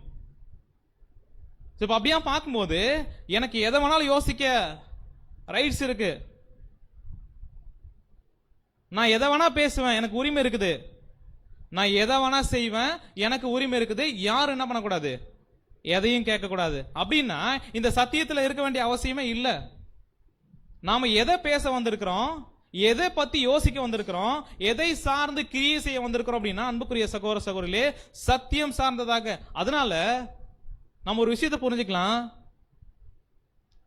நாம் எதை வேணாலும் நினைச்சதை பேசுறதுக்கோ, எதை வேணாலும் செய்யறதுக்கோ, எதை வேணாலும் யோசிக்கிறதுக்கோ நமக்கு எந்த உரிமையும் கிடையாது. நமக்கு மேல இருக்கக்கூடிய அதிகாரம் உள்ளது. நமக்கு மேல என்ன அப்படின்னு பார்த்தோம்னா இந்த சத்தியம் மாத்திரமே.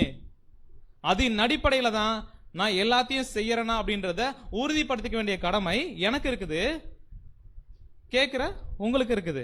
சோ அப்படியே பார்க்கும்போது அன்புக்குரிய சகோதர சகோதரிகளே, நிறைய பேருக்கு என்ன பிரச்சனை தெரியுங்களா, இந்த சத்திய அறிவு வெறும் மண்டையில மட்டும் இருக்கும், ஆனா அது ஒரு அடி கூட கீழே இறங்காது. ஒரு அடினா எங்க, மண்டையில இருந்து இருதயத்துக்கு.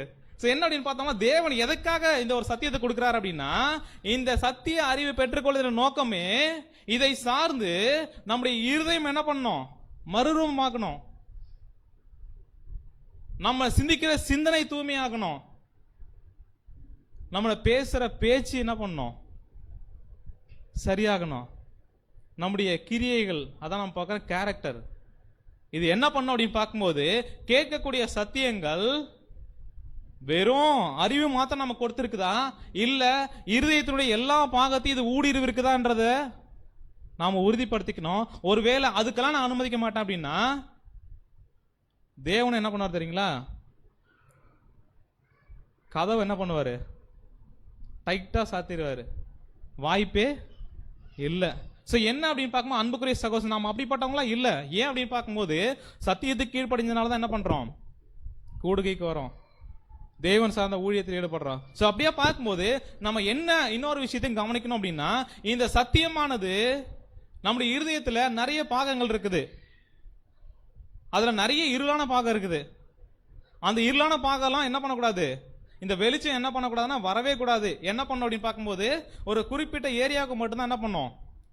அதான் என்ன அப்படின்னு பார்த்தோம்னா பகுக்கப்பட்ட இருதயம் என்ன அப்படின்னு பார்த்தோம்னா இருமனம் அப்படின்ற ஒரு விஷயம் என்ன தெரியுங்களா, எனக்காகவும் ஒரு பாகத்தை வச்சுக்கிட்டு தேவனுக்காகவும் ஒரு பக்கம். அப்படிப்பட்ட ஒரு அர்ப்பணிப்பை நம்ம பண்ணல. அன்புக்குரிய சகோதர சகோதரிகளே, இந்த சத்தியமானது என்னுடைய இருதயத்தில் இருக்கக்கூடிய எல்லா இருளான பாகத்தையும் வெளிச்சமா மாத்தக்கூடிய ஒரு வல்லமை அதுக்கு இருக்குது, அதுக்கு அதிகாரம் இருக்குது. அந்த அதிகாரத்துக்கு நான் ஒப்பு கொடுக்கிறேனா, கீழ்ப்படுகிறேனா, அதன் அடிப்படையில் கிரியை காமிக்கிறானா அப்படின்ற தேவன் செக் பண்றாங்க. ஸோ அப்படியே பார்க்கும்போது இந்த ஒரு சத்தியத்தினுடைய மேன்மை புரிஞ்ச ஒரு சகோதரனோ இல்ல சகோதரனோ சகோதரியோ இல்ல தேவனுடைய பிள்ளைகளா இருக்கிறவங்க இதனுடைய மகத்துவம் ஒருத்தவங்களுக்கு புரியுது அப்படின்னா அடுத்து அவங்களுடைய இருதயத்தினுடைய ஏக்கம் என்ன மாறும் அப்படின்னு பார்த்தோம்னா, தாவீதுக்கு அப்படிதான் மாறுச்சு. எப்படி மாறுச்சு அப்படின்னு பார்த்தோம்னா, இந்த சத்தியம் அப்படின்ற ஒரு விஷயத்தை நான் கத்துக்கிட்டேன் இல்லைங்களா, என்கிட்ட நீங்க கொடுத்தீங்க இல்லையா, அது எனக்கு புரிஞ்சிச்சு அப்படின்றத அடுத்து இதுக்கு எதுக்கு நேரா வழி நடத்தும் அப்படின்றாருன்னா படிக்கலாம் பாருங்க. சங்கீதம் 43 3ஆம் வசனம். 43ஆம் சங்கீதம் 3ஆம் வசனம். உமது வெளிச்சத்தையும் உமது சத்தியத்தையும் அனுப்பியருளும் அவைகள் என்னை நடத்தி உமது பரிசுத்த பர்வதத்திற்கும் உமது வாசஸ்தலங்களுக்கும் என்னை கொண்டு போவதாக. இந்த ஒரு சத்தியம் தேவனுடைய வார்த்தைகளுடைய முக்கியத்துவம் ஒருத்தங்களுக்கு சரியா புரிஞ்சிருக்கு அப்படின்னா, இப்ப தாவீது அவருடைய வாழ்க்கையில என்ன பண்ணிருக்கா உணர்ந்திருக்கிறார். வெளிச்சத்தையும் சத்தியத்தையும் நீங்க அனுப்புங்க, அது என்ன பண்ணும் அப்படின்னா என்ன நடத்தும். எங்க நடத்தும், உமது பரிசுத்த பர்வதத்துக்கும் உங்களுடைய வாசலுக்கும் என்ன பண்ணும். சத்தியத்தினுடைய மேன்மை உணர்ந்த தேவனுடைய பிள்ளைகள் இது மேல ரொம்ப வாஞ்சியா இருக்கிறாங்க, தேவன் இதை அனுப்பின நோக்கம் சரியா புரிஞ்சவங்க அடுத்து அவங்க சும்மா இருக்க முடியாது. அடுத்து எதுக்கு நேரா நடப்பாங்க தெரியுங்களா, தாவீது நடந்தாரு, தேவன் எங்க இருக்கிறாரோ அங்க என்ன பண்ணாரு, எங்க அப்படின்னு பார்க்கும்போது பரிசுத்த பர்வதம் உமது வாசலம், தேவனுடைய ஆலயத்துக்கு என்ன பண்ணுவேன் நானு, என்னை கொண்டு போகுன்றாரு. அப்படின்னா தேவனுடைய ஆலயம் இங்க நம்ம யாரு, நாம தான். நீங்களே அந்த ஆலயம். அதனால பிரதர் நான் வீட்டிலே இருந்தேன்னா தேவன் என் கூட என்ன பண்ணுவாரு, இருப்பாரு. ஆனா நம்முடைய ஆண்டவர் என்ன சொல்லிட்டாருன்னா, எங்கே 2 பேர் 3 பேர் அப்படின்னா தேவன் வாசம் பண்ண, அங்கே நான் வந்து வாசம் பண்ணுவேன் அப்படின்னா அங்க நான் இருப்பேன் அப்படின்னா என்ன அர்த்தம் தெரியுங்களா அன்புக்குரிய சகோதர சகோதரிகளே, தேவன் வாசம் பண்ற இடம் எங்க தெரியுங்களா, சகோதர சகோதரிகள் எங்க வாசம் பண்றாங்களோ அங்க தேவன் என்ன பண்ணுவார், கிறிஸ்துவம் தேவனும் வந்து வாசம் பண்ணுவாங்க. இந்த வாசம் பண்ற இடத்துக்கு போறதுக்கே எனக்கு ரொம்ப சிரமம் அப்படின்னா நம்ம யோசிக்கலாம் இந்த சத்தியத்தினுடைய மகத்துவமானது மேன்மையானது எந்த அளவுக்கு மூளை இல்ல இருதயத்தின் அளவுக்கு ஊடி இருக்கு அப்படின்றத நம்ம என்ன பண்ணலாம் யோசிக்கலாம். அன்புக்குரிய சகோதர சகோதரர்களே, இது என்ன பண்ணும் அப்படின்னா அடுத்து தேவன் இருக்கிற நேரத்துக்கு நேரம் வழி நடத்தும். சோ இந்த ஒரு விஷயத்தை வந்து பார்க்கும்போது இதே சங்கீதம் 84:10 படிக்கலாம் பாருங்களேன் அன்புக்குரிய சகோதர சகோதரிகளே. 10ஆம் வசனம். சங்கீதம் 84:10. 1000 நாளை பார்க்கிலும் உமது பிரகாரங்களில் செல்லும் ஒரே நாள் நல்லது. ஆகாமிய கூடாரங்களில் வாசமாய் இருப்பதை பார்க்கிலும் என் தேவனுடைய ஆலயத்தின் வாசற்படியில் காத்திருப்பதையே தெரிந்து கொள்வேன். சோ என்ன அப்படின்னு பார்த்தோம்னா, நம்முடைய கையில இருக்கிற பரிசுத்த வேதாகமம் இருக்கு இல்லைங்களா, ஆக்சுவலி தமிழ்ல தான் இருக்கும். நிறைய நேரத்தில் என்ன பண்ண தெரியுங்களா, வேற லாங்குவேஜ் மாதிரி இருக்கும், நமக்கு புரியாது சரியா. ஆனா அந்த தூய தமிழ் நம்ம புரிஞ்சிக்க வேண்டிய லாங்குவேஜ்ல இருக்கக்கூடிய விஷயமா இந்த வசனத்தை நம்ம படிச்சோம் அப்படின்னா ஆர்சி பைபிள் படிக்கலாம் பாருங்களேன், அப்படியே நமக்கு புல்லரிக்கும். வேற்றிடங்களில் வாழும் 1000 நாட்களிலும் உம் கோவில் முற்றங்களில் தங்கும் ஒரு நாளே மேலானது. பொல்லாரின் கூடாரங்களில் குடியிருப்பதினும் என் கடலுறுதி இல்லத்தின் வாயிற் காவலனாய் இருப்பதே இனிமையானது. என்ன அப்படின்னு பார்த்தோம்னா தாவீது எந்த ஒரு விஷயத்தை உணர்ந்திருக்கிறாருன்னு பார்த்தோம்னா, அன்புக்குரிய சகோதர சகோதரியே, நான் எங்கெங்கயோ வாழ்ற எல்லா மணி நேரத்தை காட்டிலும் எல்லா நாட்களை காட்டிலும் எங்க வாழ்றதுதான் எனக்கு ரொம்ப பிரியன்றாரு. தேவனுடைய சமூகத்துல இருக்கிற ஒரே நாள், அந்த நாள் தான் எனக்கு ரொம்ப மெயிலானது. அப்படின்னா அன்புக்குரிய சகோதர சகோதரிகளே, இந்த மாதிரி அடுத்து என்ன சொல்றாருன்னா, ஒருவேளை எனக்கு உள்ள இடல்னாலும் வெளியில வாட்ச்மேன் இருப்பாங்கல்ல, அந்த மாதிரியாவது தேவனுடைய ஆலயத்து பக்கத்துல வந்து என்ன பண்ணிக்கிறேன், அதாவது சத்தியத்தினுடைய மேன்மை உணர்ந்த சகோதர சகோதரி எப்படி இருப்பாங்க அப்படின்னு பார்த்தோம்னா, நம்ம எல்லாரும் சேர்ந்து நீங்க வரவே வேண்டாம்னு வெளியே தள்ளி விட்டாலும் அவங்களால வராம என்ன பண்ண முடியாது, இருக்க முடியாது. பரவாயில்ல, உள்ள இடம் இல்லையா, நான் அப்படியே கதவு ஓரத்தில் என்ன பண்ணிக்கிறேன், வெளியில வாட்ச்மேன் மாதிரியாவது உட்காந்துக்கிறேன். ஏன் அப்படின்னா சகோதர சகோதரி எங்க இருக்கிறாங்களோ அங்கதான் தேவன் வாசம் பண்றாரு. எனக்கு ரொம்ப பிரியம் அப்படின்னா, என்னுடைய வாஞ்சி அப்படின்னா அது எங்க அப்படின்னு பார்க்கும்போது சகோதர சகோதரி என்ன பண்றது, ஐக்கியமா இருக்கிற தேவன் வாசம் பண்ற இடம் தான். சோ என்ன அப்படின்னு பார்த்தோம்னா, ஒருவேளை இந்த சத்தியத்தினுடைய மகத்துவத்தை உணர்ந்து கொள்ளல அப்படின்னா ஏதாவது ஒரு சின்ன பிரச்சனை என்ன பண்ண தெரியுங்களா, ஃபர்ஸ்ட் எடுத்த உடனே சத்தியமாவது தேவனாவது, அடுத்து சபையாவது கூடுகையாவது. என்ன அப்படின்னு பார்க்கும்போது அன்புக்குரிய சகோதர சகோதரிகளே, இது என்ன ஒரு காரியத்தை வெளிப்படுத்து அப்படின்னு பார்த்தோம்னா, இன்னும் நம்முடைய இருதயமானது சத்தியம் சார்ந்த விஷயத்துல பயிற்றுவிக்கப்படல, பழக்கப்படலை அப்படின்ற ஒரு காரியத்தை இது வெளிப்படுத்து அன்புக்குரிய சகோதர சகோதரிகளே. இப்ப அப்படியா பார்க்கும்போது இந்த ஒரு ஐக்கியம், இதனுடைய மேன்மை எந்த அளவுக்கு ஒவ்வொரு புது சிருஷ்டிக்கும் ஆசீர்வாதம் உள்ளதா அப்படின்றத நம்ம பார்க்கும்போது அன்புக்குரிய சகோதர சகோதரிகளே, உண்மையாலுமே தேவனுடைய மகத்துவங்கள் நமக்கு பிரயோஜனமா இருக்கு அப்படின்னு நம்ம பார்க்கிறோம். அப்படியா பார்த்தோம்னா படிக்கலாம் பாருங்க, சங்கீதம் 119 133. 119 சங்கீதம் 133 உம்முடைய வார்த்தையிலே என் காலடிகளை நிலைப்படுத்தி ஒரு அநியாயமும் என்னை ஆள ஒட்டாதேயும். சோ என்ன அப்படின்னு பார்த்தோம்னா, நம்முடைய காலடிகள் இருக்குல்ல, அதாவது நம்முடைய நடை, இது என்ன பண்ணும் அப்படின்னு பார்க்கும்போது சூழ்நிலைக்கு ஏற்ற மாதிரி என்ன பண்ணும், தடுமாறும். எப்படி நடக்கிறதுன்னு என்ன பண்ணாது, தெரியாது. அப்படின்னா எந்த சூழ்நிலையில எப்படிப்பட்ட முடிவு எடுக்கணும் அப்படின்ற ஒரு விஷயம் நமக்கு எல்லா நேரத்திலும் புரியறது இல்ல. அதுக்கேற்ற முடிவுகளை நம்ம எடுக்கிறோமா, உறுதியான முடிவு அப்படின்னு பார்த்தோம்னா ஒரு கேள்விக்குறியா தான் இருக்குது. ஆனா இந்த சத்தியத்துல எந்த குறையுமே கிடையாது. தேவனுடைய வார்த்தைகள் நம்முடைய காலடிகளை என்ன பண்ணும் அப்படின்னு பார்க்கும்போது நிலைப்படுத்துமா, நல்லா உறுதிப்படுத்துமா. எந்த நேரத்துல எப்படிப்பட்ட செயல்பாடுகள் நம்ம செய்யணும், எப்படி யோசிக்கணும், எப்படி கிரியை காமிக்கணும், இது எல்லாத்தையுமே என்ன ஒரு காரியம் தான் செய்யும் அப்படின்னு பார்த்தோம்னா நம்முடைய சத்தியம் தான் செய்யும். அந்த சத்தியத்தினுடைய காரியம் நமக்கு எப்படியா வெளிப்படுத்து, பலவிதமான சூழ்நிலைகள்ல முடிவே எடுக்கிற முடியாத மாதிரி தடுமாறுறோம் இல்லைங்களா, அப்படிப்பட்ட சூழ்நிலைகள்ல எதுதான் நமக்கு வழியா இருக்கும் அப்படின்னு பார்க்கும்போது தேவனுடைய வார்த்தைகள் தான்.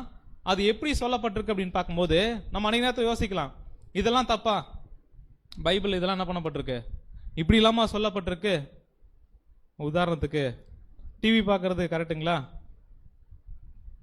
அப்ப டிவி பார்க்கறது தப்புன்னு பைபிள்ல சொல்லல, அதனால நான் என்ன பண்ணுவேன், அதை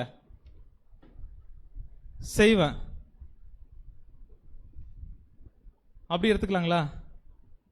அதாவது என்ன அப்படின்னு பார்க்கும்போது அன்புக்குரிய சகோதர சகோதரிகளே, நாம எடுக்கக்கூடிய ஒவ்வொரு முடிவுகளுமே சூழ்நிலைகளுமே சத்தியம் நேரடியாக இது தவறுன்னு சொல்லலனாலும், ஆனா சத்தியத்துக்கு உட்பட்ட கொள்கையின் அடிப்படையில் நம்ம யோசிச்சோன்னு வச்சுக்கீங்களேன், அந்த கொள்கையானது, அந்த கருத்தானது நம்முடைய வாழ்க்கை எல்லா விஷயத்திலையும் சரியான முடிவு எடுக்க என்ன பண்ணும், உதவி செய்ய. ஏன் அநேக நேரத்தில் தடுமாற்றம், ஏன் நம்முடைய கால்கள் நிலையா இல்லாம ரொம்ப வீக்கா இருக்குது அப்படின்னு பார்த்தோம்னா இதன் அடிப்படையில் செயல்படாம இருக்கிற ஒரு காரியம் தான். அந்த ஒரு லைனை மட்டும் படிக்கலாம் சிஸ்டர். தேவனுடைய வார்த்தைகள் வாழ்க்கையின் அனைத்து விஷயங்களிலும் தேவனுடைய சித்தத்தை உணர்த்துகிறதற்கு போதிய அளவிலான கொள்கைகளை, கருத்துக்களை மற்றும் உதாரணங்களை கொண்டுள்ளது. சோ தேவனுடைய வார்த்தை எப்படி இருக்கு அப்படின்னு பார்க்கும்போது நம்ம வாழ்க்கையில எந்த விஷயம் வேணா எடுத்துக்கலாம், இது சரியா, இது தேவனுக்கு பிரியமா, இது தேவ சித்தமா அப்படின்றத புரிந்து கொள்வதற்கு, தேவனுடைய சித்தத்தை உணர்த்துவதற்கு போதுமான எல்லா அளவிலான கொள்கைகளும், கருத்துக்களும் மற்றும் உதாரணங்களும் தேவன் என்ன பண்ணிருக்கிறாரு, சத்தியத்தில் வச்சிருக்கிறாரு. நான் பண்றது சரியா தவறா, இல்ல இந்த சூழ்நிலை என்ன முடிவு எடுக்கணும் அப்படின்னா அதுக்கு தேவையான எல்லா விதமான ஆலோசனைகளையும், உதாரணங்களையும், கொள்கைகளையும் தேவன் வேதத்தில் வச்சிருக்கிறாரு. ஆனா என்ன ஒரு கஷ்டமான விஷயம் அப்படின்னா, அந்த கொள்கைகளுக்கும் அந்த கருத்துக்களுக்கும் நாம தேடணும். ஒருவேளை சத்தியமானது நாம விருப்பப்படுறோம், இது தப்புன்னு சொன்னுச்சு அப்படின்னா அதை விடுறதுக்கான மனசு என்ன பண்ணணும், நமக்கு இருக்கணும். அநேக சூழ்நிலைகள்ல நமக்கு விருப்பம் அப்படின்னா என்ன பண்ணும் அப்படின்னு பார்க்கும்போது அதுக்கான சத்தியம் சார்ந்த விஷயத்தின் அடிப்படையில் என்ன பண்ண மாட்டோம், அந்த கொள்கையின் அடிப்படையில் யோசிக்க மாட்டோம். எங்க போய் சத்தியத்தின் அடிப்படையில் ஏதாவது ஒரு விஷயத்த நம்ம கேட்டோ இல்லை நம்ம படிச்சோ தெரிஞ்சுக்கிட்டோம் அப்படின்னா இது நம்ம என்ன பண்ணோம், நம்ம ஆசைப்படுற விஷயத்த என்ன பண்ணோம், கட் பண்ணோம்.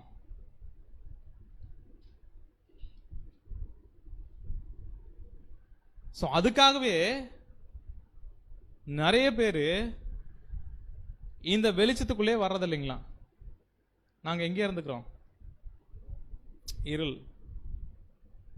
ஸோ அப்படி பார்க்கும்போது அன்புக்குரிய சகோதர சகோதரிகளே, இந்த சத்தியம் தான் நமக்கு என்னவா இருக்கு அப்படின்னு பார்க்கும்போது சங்கீதம் 119 105 வசனம். உம்முடைய வசனம் என் கால்களுக்கு தீபமும் என் பாதைக்கு வெளிச்சமாய் இருக்கிறது.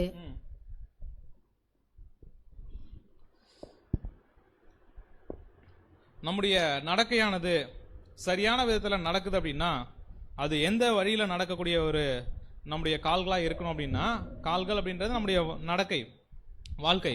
ஸோ நம்முடைய வசனம் என் கால்களுக்கு தீபமும் என் பாதைக்கு அதுதான் வெளிச்சம். அந்த வெளிச்சம் காட்டுற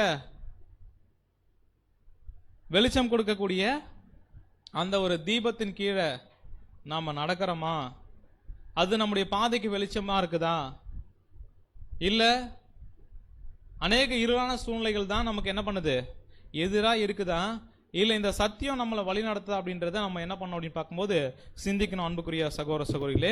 ஏன் அப்படின்னு பார்த்தோம்னா இந்த ஒரு சத்தியமானது நம்ம ஏற்கனவே பார்த்தோம் நீதிமானுக்காக தான் என்ன பண்ணப்பட்டிருக்கு அப்படின்னு பார்க்கும்போது விதைக்கப்பட்டிருக்குது. செம்மையான இருதயம் உள்ளவங்களுக்கு தான் இதனுடைய மகத்துவமும் இதனுடைய மேன்மை என்ன பண்ணோம் அப்படின்னு பார்க்கும்போது தெரியும். ஸோ அது மாத்திரம் அல்லாமல் இந்த ஒரு சத்தியமானது என்ன ஒருத்தவங்களுடைய வாழ்க்கையில் பண்ணோம் அப்படின்னா, நம்ம பாபிலோனை விட்டு வெளியே வர்றதுக்கு ஒரு சில சத்தியங்கள் நமக்கு உதவியாக இருந்துச்சு. அடுத்து வெளியே வந்துட்டோம் அப்படின்னா ரெண்டாவது ஒரு பாகம் அறுவடையில் நம்ம கோதுமை மணியாக போகணும் அப்படின்னா இந்த சத்தியத்தில் வளரக்கூடிய ஒரு விஷயம் என்ன பண்ணணும் அப்படின்னு பார்க்கும்போது நமக்கு இருக்கணும். ஸோ அன்புக்குரிய சகோதர சகோதரி படிக்கலாம் நீதிமொழிகள் 4ஆம் அதிகாரம் 18ஆம் வசனம். நீதிமொழிகள் 4ஆம் அதிகாரம் 18ஆம் வசனம். நீதிமான்களுடைய பாதை நடுப்பகல் வரைக்கும் அதிகமாய் பிரகாசிக்கிற சூரிய பிரகாசம் போல இருக்கும். சோ நீதிமானுடைய பாதை, இந்த நீதிமானுக்கு தான் தேவன் சத்தியத்தை கொடுத்திருக்கான்னு பாக்குறோம். இந்த செம்மையான இருதயம் உள்ளவங்களுக்கு தான் மகிழ்ச்சி என்ன பண்ண கொடுக்கப்பட்டிருக்குன்னு பாக்குறோம். இந்த நீதிமானுடைய பாதை எப்படியா இருக்கு அப்படின்னு பார்த்தோம்னா நடுப்பகல் வரைக்கும் பிரகாசிக்கிற அதிகமாய் பிரகாசிக்கிற சூரிய பிரகாசம் போல என்ன பண்ணுமா. அப்பனா இப்ப கொஞ்சம் லைட் கிடைச்சிருக்கு அப்படின்னா என்ன அர்த்தம், கொஞ்சம் சத்தியம் நமக்கு என்ன பண்ணப்பட்டிருக்கு தெரிஞ்சிருக்கு.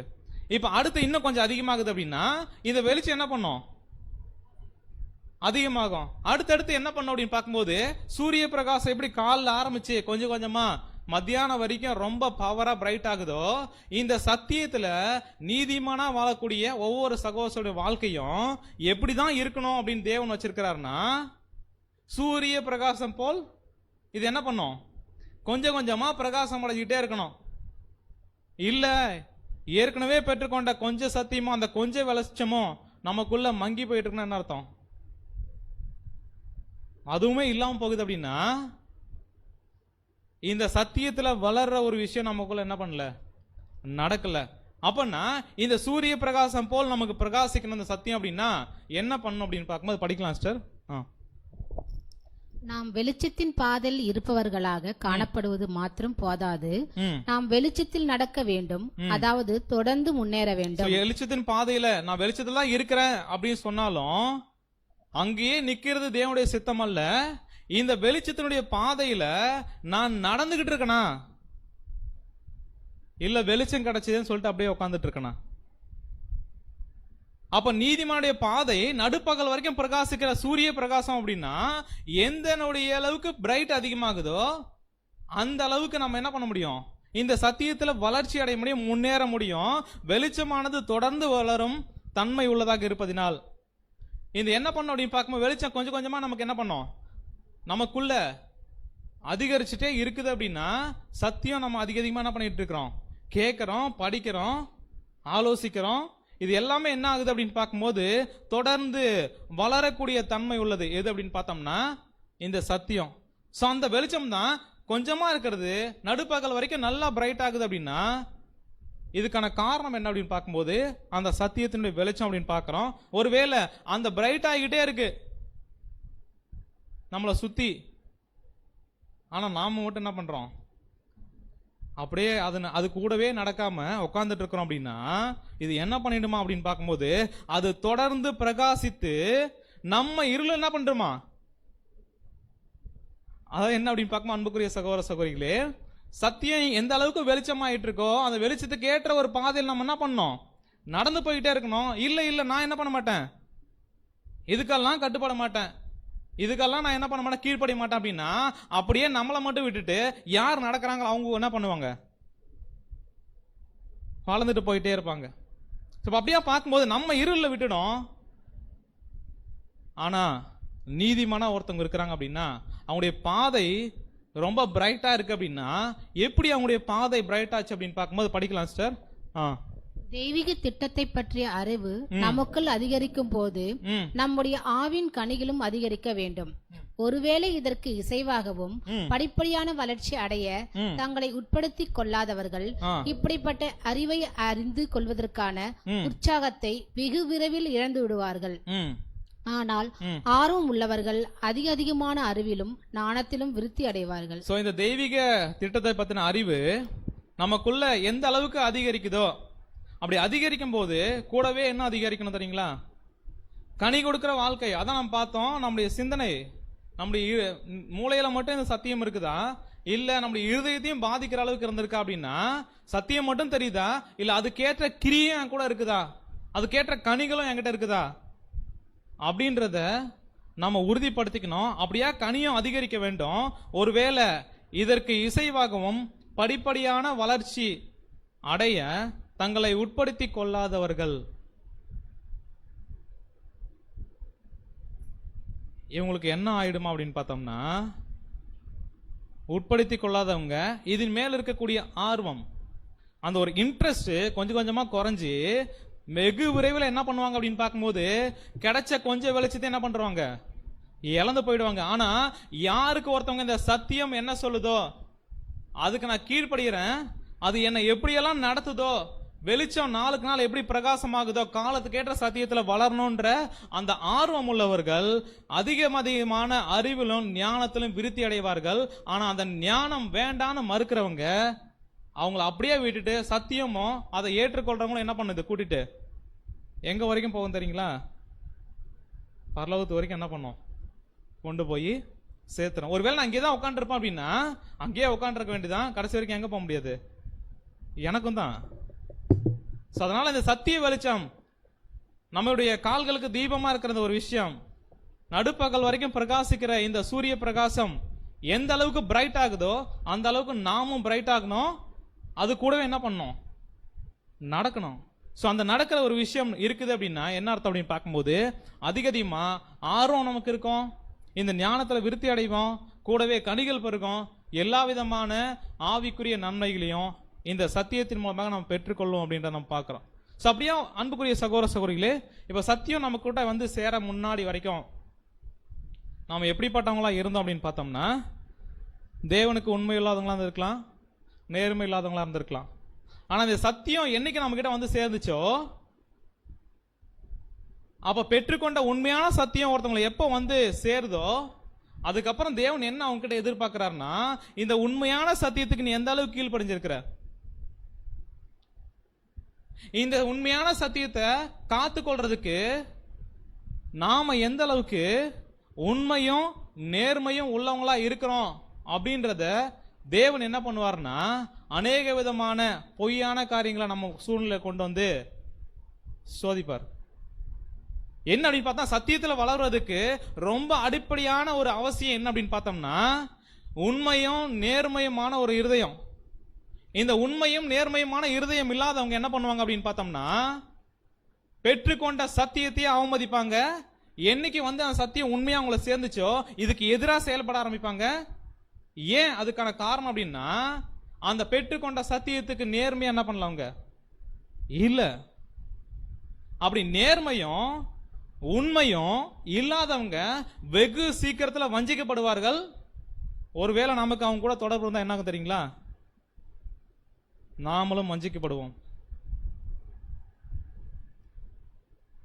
பொய்யான விஷயங்களை கேட்ட வரைக்கும் தேவன் நம்ம கிட்ட எதையுமே எதிர்பார்க்கறது இல்ல. ஆனா உண்மையான சத்தியத்தை கொண்டு வந்து சேர்த்துட்டார் அப்படின்னா அந்த சத்தியத்தை காத்து கொள்றதுக்கு நமக்கு உண்மைத்தன்மை அவசியமா இருக்கு, நேர்மை அவசியமா இருக்கு. ஒருவேளை பெற்றுக்கொண்ட சத்தியத்தை கொஞ்ச நாள் கழிச்சு வேற மாதிரி அவர் யோசிக்கிறார் அப்படின்னா என்ன அர்த்தம்? வேற மாதிரி பேசுறாங்க அப்படின்னா என்ன அர்த்தம்? பெற்றுக்கொண்ட விஷயத்துக்கு உண்மை இல்லை. ஃபர்ஸ்ட் அதை நம்பி கொடுத்த தேவனை அதுக்கப்புறம் அது எப்படி அவங்களுடைய இருதயத்துல ஆன சிந்தனைகள் இருக்கும் அப்படின்றது நமக்கு தெரியாது. ஸோ என்ன அப்படின்னு பார்த்தோம்னா இந்த சத்தியத்துல வளராதபடிக்கு இதுக்கு எதிராக ஒருத்தவங்க செயல்படுறாங்க அப்படின்னா இந்த அதிகாரத்துக்கு கட்டுப்பட்டவர்கள் அல்ல. இவங்க என்ன பண்ணுவாங்க அப்படின்னு பார்க்கும்போது அவங்க வஞ்சிக்கிறதா இல்லாம கூட இருக்கிறவங்க என்ன பண்ணுவாங்க? வஞ்சிப்பாங்க. அதனால சத்தியத்தை நாம் கேட்பவர்களாக மாத்திரமல்லாமல் அதன்படி செய்யணும், அதுல உறுதியா இருக்கணும். அந்த உறுதிப்படுத்துற தன்மை எப்படியா இருக்கு அப்படின்னு பார்க்கும்போது சர்வாயுதம் தரித்தவரா நாம் நிக்கணும். இந்த சர்வாயுதம் அப்படின்ற ஒரு விஷயத்துல சத்தியம் சார்ந்த விஷயம் 2 ரொம்ப முக்கியமா சொல்லப்பட்டிருக்கு தேவனுடைய வசனங்கள். இப்ப சகலத்தையும் செய்து முடித்தவங்க நம்ம நிக்கணும் அப்படின்னா தேவனுடைய சர்வாயத்தை எடுத்துக்கணும். அதுல முக்கியமான ஒரு விஷயம் என்ன அப்படின்னு பார்க்கும்போது சத்தியம் என்னும் கச்சை. அதை நல்லா ரைட்டா என்ன பண்ணணும்? கட்டிக்கணும். அதை ஒருபோது என்ன பண்ணக்கூடாது? விட்டு விடவே கூடாது. அடுத்து வேத வசனமாகிய ஆவியின் பட்டயத்தை என்ன பண்ணணும்? என்ன அப்படின்னு பார்த்தோம்னா ஒருவேளை சத்தியம் சார்ந்த விஷயங்கள் நாம் இன்னும் ஆவிக்குரிய வாழ்க்கையில வளருவதற்கு ஏதுவா நமக்கு உதவியா இருக்கு அப்படின்னா அந்த விஷயங்கள் நம்ம என்ன பண்ணலாம்? கேட்டுக்கலாம், யார் சொன்னாலும். ஒருவேளை நாம் வளராதபடிக்கு இடலா இருக்கு அப்படின்னா இந்த கத்தி எது கொடுத்திருக்காரு தெரியுங்களா? தேவன் யாரு இதுக்கு எதிராக கொண்டு வராங்களோ அவங்களுக்கு குத்துறதுக்கு இல்லை. அவங்களுடைய சிந்தனை என்ன பண்ணும் அப்படின்னு பார்க்கும்போது இந்த ஆவியின் பட்டயத்தை வச்சு என்ன பண்ணும்? வெட்டணும். அதனால சண்டை போடலாமா பிரதர்?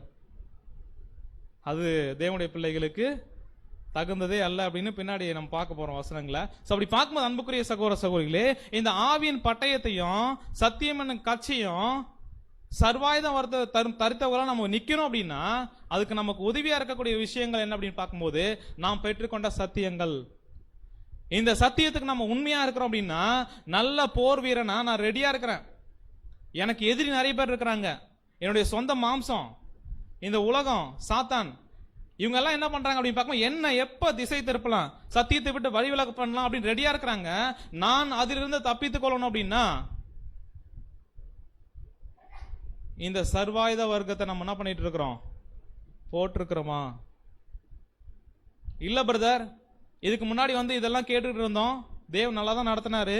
இப்ப புதுசா இந்த மாதிரி ஒருத்தர் தீமையா என்ன பண்றாரு? விதைக்கிறாரு. டிஸ்டர்ப் ஆகுறோம்னா என்ன அர்த்தம்? டிஸ்டர்ப் ஆகுறோம்னா என்ன அர்த்தம்? ஏற்கனவே பெற்றுக்கொண்ட சத்தியத்துல நான் என்ன இல்லை தெரியுங்களா? உண்மையா இல்ல, நேர்மையா இல்ல. அதனால தான் நான் என்ன பண்றேன் அப்படின்னு பார்க்கும்போது என்ன சுத்தி அடிக்கக்கூடிய காத்து எந்த பக்கம் அடிக்குதோ அந்த பக்கம் நான் என்ன பண்ணுவேன்?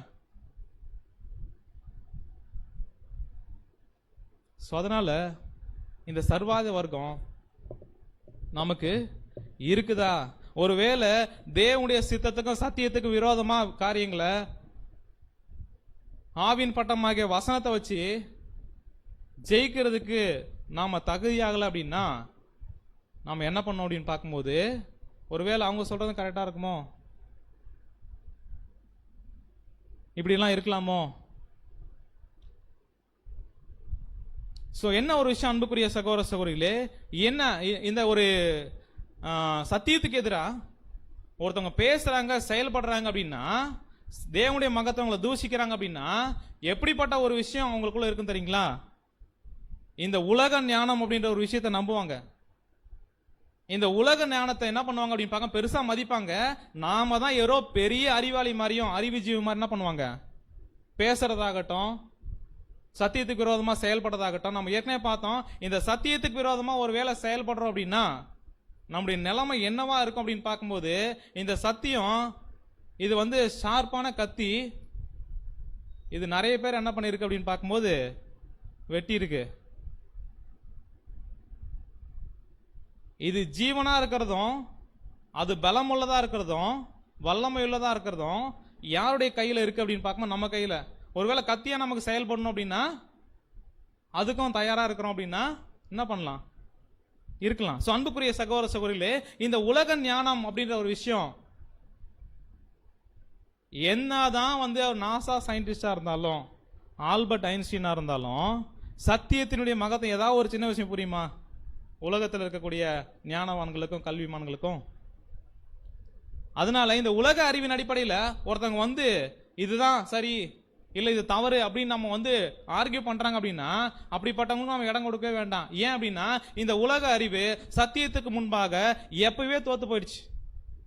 படிக்கலாம் பாருங்க, 1 கொரிந்தியர் 1:21.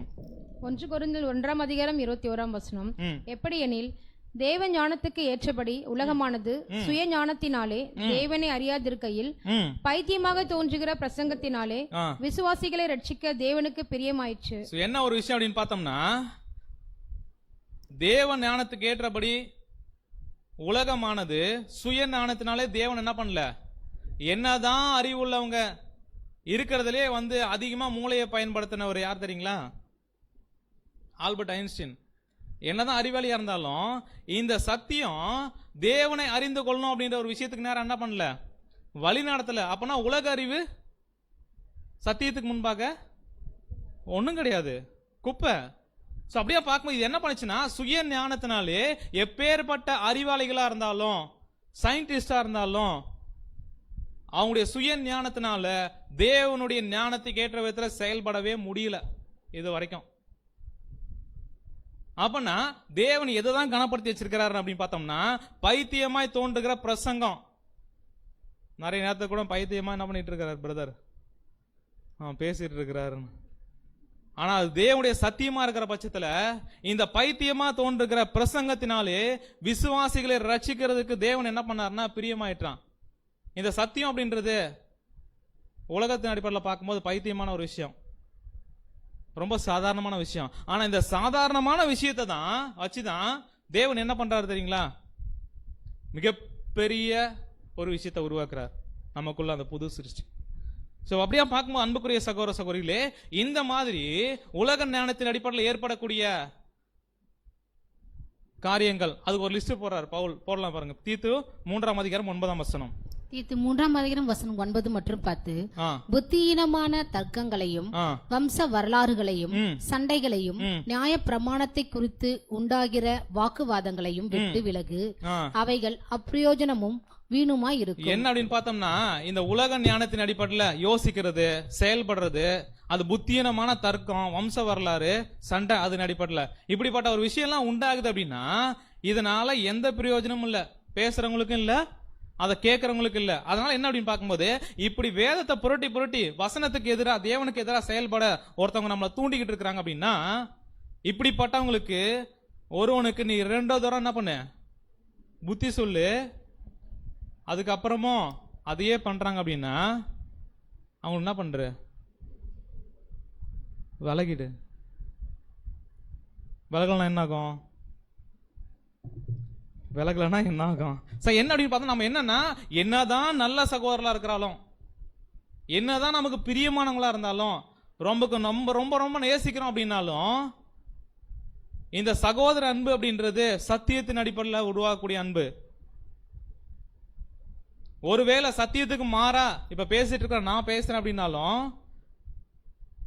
என்கிட்ட 2 தடவை என்ன பண்ணிக்கலாம், அதனால கரெக்டா 1 2 அப்படின்னு இல்ல, சொல்ல வேண்டிய விதத்துல என்ன பண்ணோம் சொல்லி புரிய வைக்க முயற்சி பண்ணோம். ஒருவேளை இல்ல அப்படியே தான் இருக்கிறாங்க அப்படின்னா நீ என்ன பண்ணிடு, 2 தரம் புத்தி சொன்ன பின்பு அவனை விட்டு என்ன பண்ற, விலகிடு. அது எவ்வளவு பெரிய சகோதரா இருந்தாலும் ரொம்ப நேசிக்கிறவங்களா இருந்தாலும் ரொம்ப அன்பு உள்ளவங்களா இருந்தாலும் சத்தியத்துக்கு மாறா செயல்படும் போது அவங்கள விட்டு பிரிஞ்சிருக்கிற தைரியம் இருக்கா நமக்கு? அதனால சகோதர அன்பை வேணாம் கட் பண்ண சொல்ல. அன்புக்குரிய சகோதர சகோதரிகளே, இப்ப என்ன அப்படின்னு பார்த்தோம்னா இந்த ஒரு காரியம் இப்படியாக நம்ம வழிவில பண்ணக்கூடிய காரியங்கள் புத்தியீனமான தர்க்கம் வம்ச வரலாறு சண்டை, அப்போதைக்கு நியாய பிரமாணத்தை பிடிச்சி சண்டை போட்டிருந்தாங்க. இப்போ நிறைய விஷயம் இருக்கு சத்தியத்துக்கு எதிராக, அதெல்லாம் வச்சுக்கிட்டு ஆர்கியூ பண்ணிக்கிட்டு இருக்குது அப்படின்னா அப்படிப்பட்ட விஷயத்துக்கு உடன்படாதீங்க.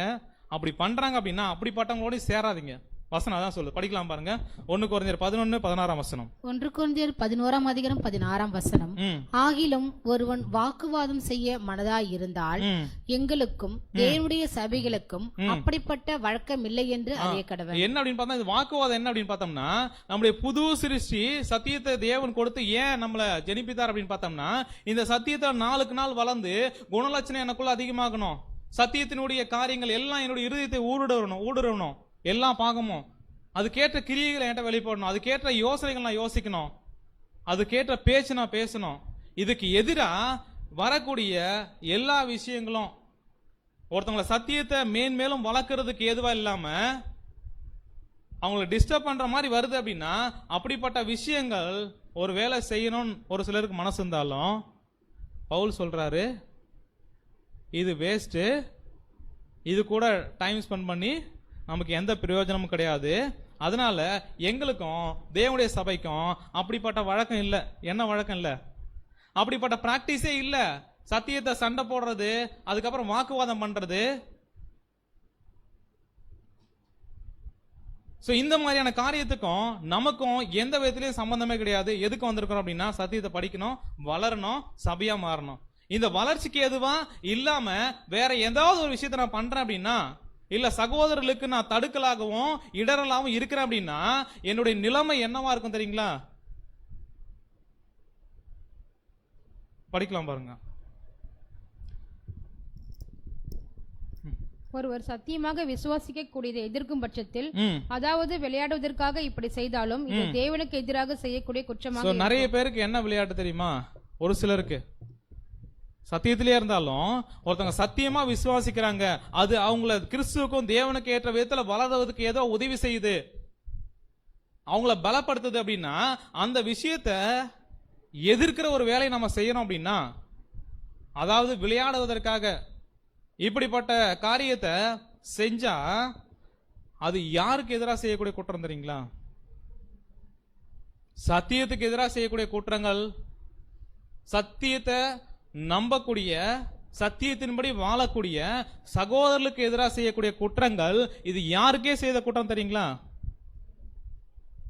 இது தேவனுக்கு எதிராக செய்த குற்றம். அதனால நமக்கு விளையாட்டு எதுல வேணா இருக்கலாம், எது கூட விளையாடக்கூடாது தெரியுங்களா? சத்தியத்து கூட மட்டும் விளையாட வேண்டாம். இந்த சத்தியம் ஜீவனையும் கொடுக்கும், அதுக்கு எதிராக செயல்பட்டா ஆபரேஷனும் பண்ணும் சரியாகிறதுக்கு. ஒருவேளை அப்பயே சரியாக மாட்டா அப்படின்னா நித்தியமான மரணத்தை என்ன பண்ணும்? கொடுக்கும். சோ அப்படி பார்க்கும்போது அடுத்து என்ன நடக்கும் அப்படின்னு பார்த்தா படிக்கலாம். இதன் நிமித்தம் சில நியாயமான தண்டனைகள் பெற வேண்டியதாக இருக்கும். நியாயமான தண்டனை எதுக்கு அப்படின்னு பார்க்கும்போது, சத்தியம் சார்ந்திருக்கிற ஒருத்தவங்களை நம்ம டிஸ்டர்ப் பண்றோம் அப்படின்னா, சத்தியத்துக்கு எதிராக தேவனுக்கு எதிராக செயல்படுற ஒரு விஷயம், இதுக்கு கண்டிப்பா தண்டனை உண்டு, தப்பிச்சு கொள்ளவே முடியாது. படிக்கலாம் சிஸ்டர். ஐயோ, எத்தனை பேர் இந்த விஷ பரீட்சையில் இறங்கி என்ன அப்படின்னு பார்க்கும்போது, விஷ பரீட்சையா எது கூட விளையாடுறது? நம்ம என்ன அப்படின்னு பார்க்கும்போது, தேவன் அன்பா எல்லா விஷயத்தையும் சொல்லும் போது அதெல்லாம் பெருசு இல்லை அப்படின்ற மாதிரி யோசிக்கலாம். ஆனா இந்த சத்தியத்தினுடைய தாற்பயம், தேவன் எப்பேற்பட்டவர் அப்படின்றத அவன் புரிஞ்சுக்கணும் அப்படின்னு பார்க்கும்போது, ஐயோ எத்தனை பேர் இந்த விஷ பரீட்சையில இறங்கி சத்தியத்துக்கு எதிராக பேசி அதனால் தங்களை என்ன பண்றாங்க அப்படின்னு பார்க்க, தாங்களே சிக்கிக்கொண்டு இனி அவர்கள் செல்ல வேண்டிய பாதை அறியாதபடி என்ன பண்றாங்களாம், அடுத்து என்னன்னே தெரியாது. இது நடுப்பகல் வரைக்கும் பிரகாசிக்கிற வெளிச்சம். சத்தியம் யாருக்குன்னா நீதிமானுக்கு. துன்மார்க்கமா இருந்து மத்தவங்களை டிஸ்டர்ப் பண்றோம், மத்தவங்களையும் வழிவிலக்கு பண்றோம், கரைப்படுத்துறோம் அப்படின்னா, இது என்ன அப்படின்னு பார்க்கும்போது அவங்க போற தூரத்தையும் அவங்க எங்க போறாங்கன்னே தெரியாது.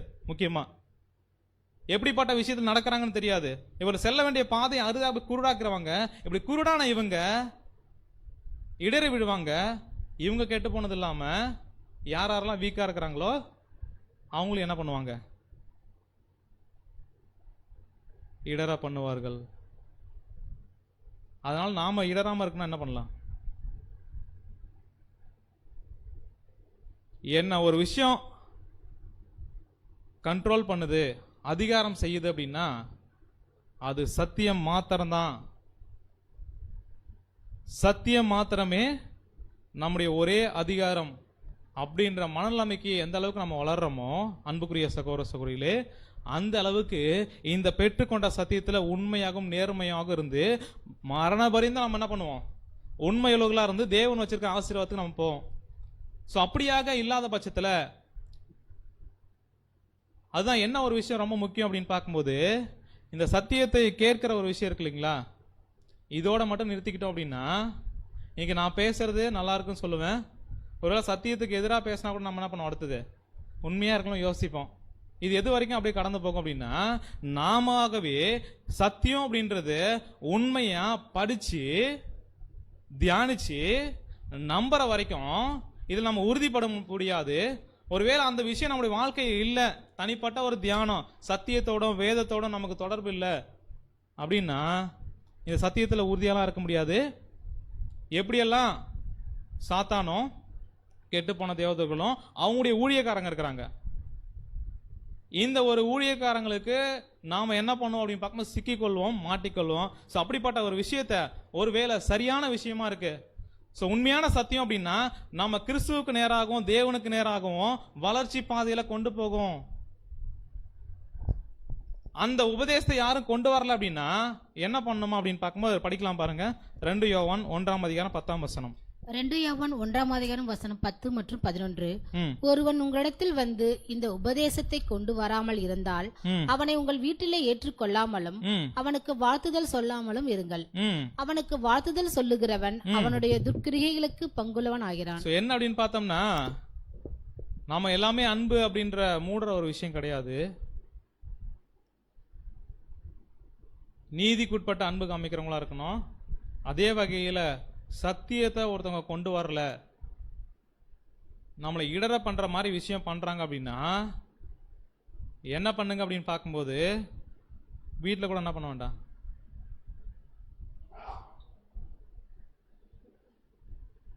இது கஷ்டமா இருக்குல்ல. அப்படிதான் பெயர் சபையில் இருக்கிற பாஸ்டரு நம்ம சத்தியத்தை கேட்டு உள்ள வரும்போது எதிராக செயல்பட்டாங்க. அப்பனா சத்தியத்துக்குள்ள வந்ததுக்கு அப்புறமும் இந்த மாதிரியான விஷயங்கள் நடக்கும். ஆனா அப்படிப்பட்டவங்களை என்ன பண்ண வேண்டாம், அதாவது கை கொடுத்து வீட்டுக்குள்ள வாங்கன்னு வரவேற்கிறதுக்கும் வணக்கம் சொல்லி அனுப்புறதுக்கும் வித்தியாசம் இருக்கு. நீங்க எதிர்பார்க்கிற ஆள் நான் இல்லை, என்னை அதிகாரம் செய்வது சத்தியம் மாத்திரமே அப்படின்ற உறுதியா இருக்கிறவங்க. அதனால அப்படிப்பட்டவங்களை வெறுத்து அவங்களாம் ரொம்ப துன்மார்க்கம் அப்படின்னு யோசிக்கிறது இல்லை. நான் அதுக்கு என்ன பண்ண மாட்டேன், உடன்பட மாட்டேன்.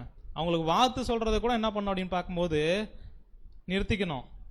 ஒருவேளை அப்படி பண்றோம் அப்படின்னா அதனால சத்தியத்தில் இருக்கிற சகோதரர்களை யோசிக்க வேண்டாம். நான் என்ன சொல்றேன் அப்படின்னு பார்க்கும்போது, இந்த உபதேசத்துக்கு எதிரா சத்தியத்துக்கு எதிரா நம்மளை வழிவிலக மாதிரி பண்ற ஒரு சில விஷயங்களுக்கு தான் என்ன பண்றோம் நம்ம சொல்றோம். ஸோ என்ன அப்படின்னு பார்த்தா, ஒருவேளை நீ பண்ண அப்படின்னா நீ ஏத்துக்கிற அப்படின்னா அடுத்து என்ன ஆகும் அப்படின்னு பார்க்கும்போது அவனுடைய துர்க்கிரியைகளுக்கும் என்ன பண்றோம், பங்குள்ளவங்களா மாறி நம்மளும் என்ன பண்ணுவோம், தானும் கெட்டு மற்றவங்களையும் கெடுக்கிற ஒரு விஷயம்.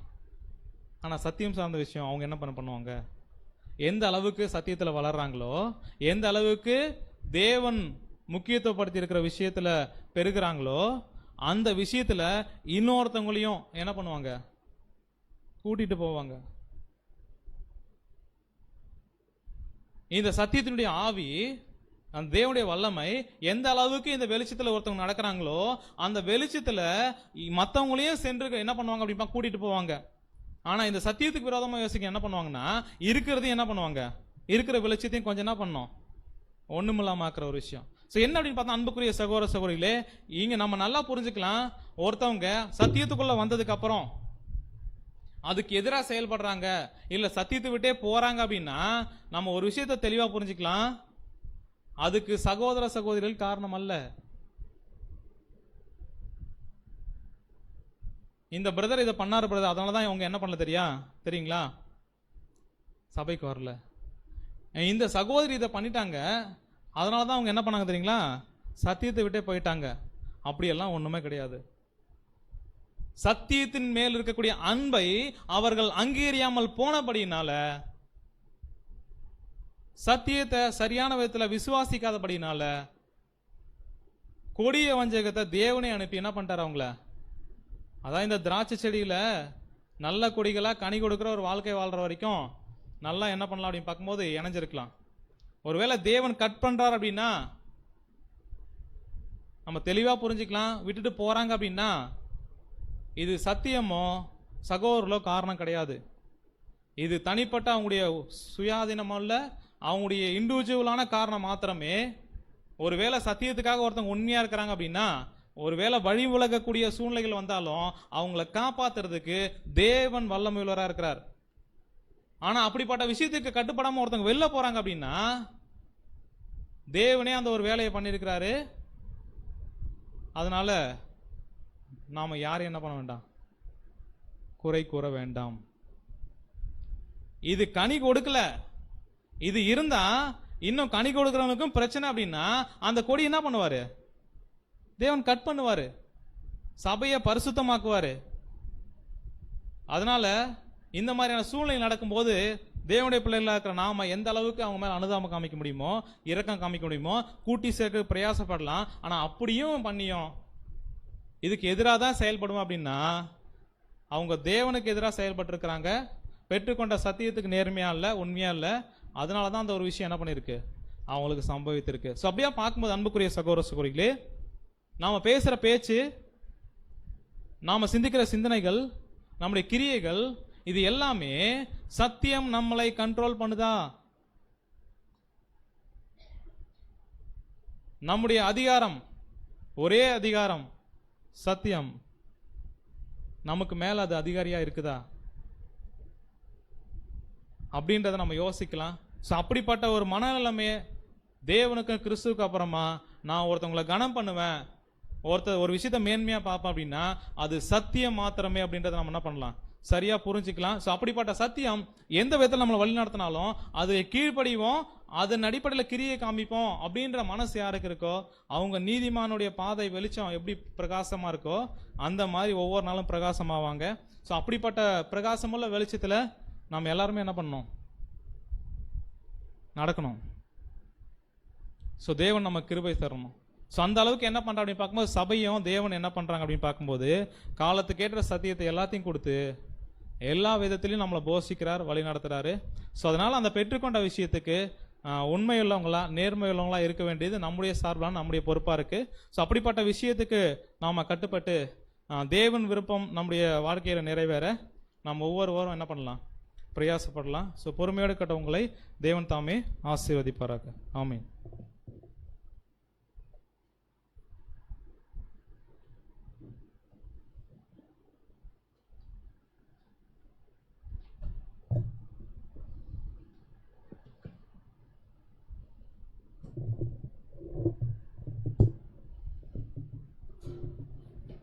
அன்புக்குரிய சகோதர சகோதரிகளே, இந்த நாளில் கூட நம்முடைய பிதாவாகிய தேவன் நமக்கு அருமையான ஒரு பாடத்தை கொடுத்துருக்குறாங்க. ஸோ புது சிருஷ்டிக்கே உரிய மிகப்பெரிய முக்கியத்துவம் வாய்ந்தது என்ன அப்படின்னு பார்த்தீங்கன்னா தேவனுடைய தெய்வீக சத்தியம். சத்தியம் இல்லாமல் யாரும் தேவனை அறிந்து கொள்ள முடியாது, கர்த்தர் இயேசுவையும் அறிந்து கொள்ள முடியாது, மற்றும் யார் சகோதரன் யார் சகோதரன் தெரிந்து கொள்ள முடியாது. அப்போ சத்தியம் ஒரு புது சிருஷ்டிக்கு எந்த அளவுக்கு முக்கியத்துவம் வாய்ந்தது என்பதை குறித்து நம்முடைய பிதாவாகிய தேவன் அவருடைய விஷயம் வெளிப்படுத்தியிருக்கிறாங்க. ஸோ அநேக பாயிண்ட் பார்த்தோம், எல்லாமே வேத வாசன அடிப்படையில். ஏன் அப்படின்னு பார்க்கும்பொழுது அநேக வாசனம் போட்டார். சத்தியத்தை அறிவீர்கள், சத்தியம் உங்களை விடுதலையாக்கும். உண்மையாகவே இன்னைக்கு நமக்கு தேவன் நம்முடைய பலகீனங்கள், அபூரணங்கள், குறைகளை மீண்டும் சுட்டி காண்பி என்ன பண்ணியிருக்காங்க. நான் உணர்கிறேன், இன்னும் என்ன பண்ணணும், விடுதலையாக்கப்பட்டிருக்கின்றது தான் மெய்யான சத்தியம். அப்படி விடுதலையாக்கப்பட்டால் மட்டும்தான் நான் அடுத்து எங்கே போக முடியும், பரிசுத்தமாக்கப்பட முடியும். அதுவும் வாசனம் சொல்லப்பட்டிருக்கு, உம்முடைய வசனத்தினாலே பரிசுத்தமாக்கும், உம்முடைய வசனமே சத்தியம். அந்த சத்தியத்துக்குள்ளே பிரவேசிக்கும் போது மட்டும்தான் இருள் எது வெளிச்சம் கண்டுபிடிக்க முடியும். அதுக்கும் வசனம் போட்டார், ஞாபகம் இருக்கா? உம்முடைய வசனம் என் கால்களுக்கு தீபம். அப்படின்னா அந்த வெளிச்சத்துக்குள்ளே தான் கடந்து போக முடியும். என் பாதைகளுக்கு வெளிச்சமா இருக்குது. ஒருவேளை வெளிச்சத்தின் பிள்ளைகள் சத்தியத்தை மட்டும் பெற்றுக்கொண்டு அது அறிவை மட்டும் பயன்படுத்துறாங்கன்னா, கேரக்டர் இல்லைனாக்கா வெளிச்சம் தான் பண்ண அவங்களை விட்டு கடந்து போய் நம்ம எங்கே நிற்போம், இங்கேயே நிற்ப இருட்டுக்குள்ள. அப்போ வெளிச்சத்தின் பிள்ளையா காண போறோம்னா சத்திய அறிவு வேணும். அந்த அறிவு நமக்குள்ள போயிட்டு குணமா பெருக்காத வரைக்கும் யாரும் என்ன பண்றதில்ல, சத்தியத்துக்கு உட்பட்ட வாழ்க்கை வாழ முடியாது என்பதை குறித்து தேவன் நமக்கு என்ன பண்ணிருக்காங்க பார்த்தா மிகப்பெரிய ஒரு அக்கறையோடும் அன்போடும் கூடிய அதே சமயத்தில் எச்சரிப்பும் கொடுத்துருக்காங்க. சத்தியம் இல்லாதவன் தேவனை அறியாதவன். சத்தியம்தான் ஒரு புது சிருஷ்டிக்கு முக்கியத்துவம். அது இல்லைனாக்கா யாருமே பரம அழைப்பின் பந்தய பொருளை பெற்றுக்கொள்ள முடியாதுன்னு தான் தேவன் என்ன பண்ணுறாங்கன்னா நமக்கு அநேக விஷயமா கற்றுக் கொடுத்துருக்கான் பார்க்குறோம். அப்படிப்பட்ட தெய்வீக சத்திய பாடத்தை கொடுத்து நம்முடைய அன்பு பரலோக தேவனுக்கு நம்ம கர்த்தராகிய இயேசு கிறிஸ்துவின் நன்றி எடுத்துக்கொள்வோம். சத்தியத்தை கொடுத்து அன்பு சகோதரனும் அன்பையும் வாழ்த்தையும் பரிமாறிக்கொள்ளவும். இந்த கூடைக்கு நிறைவேறமானவன் எழுந்து நின்று ஒரு பாடலை பாடி தேவ நாமத்தை மகிமைப்படுத்தலாம். பாடல் எண் 70.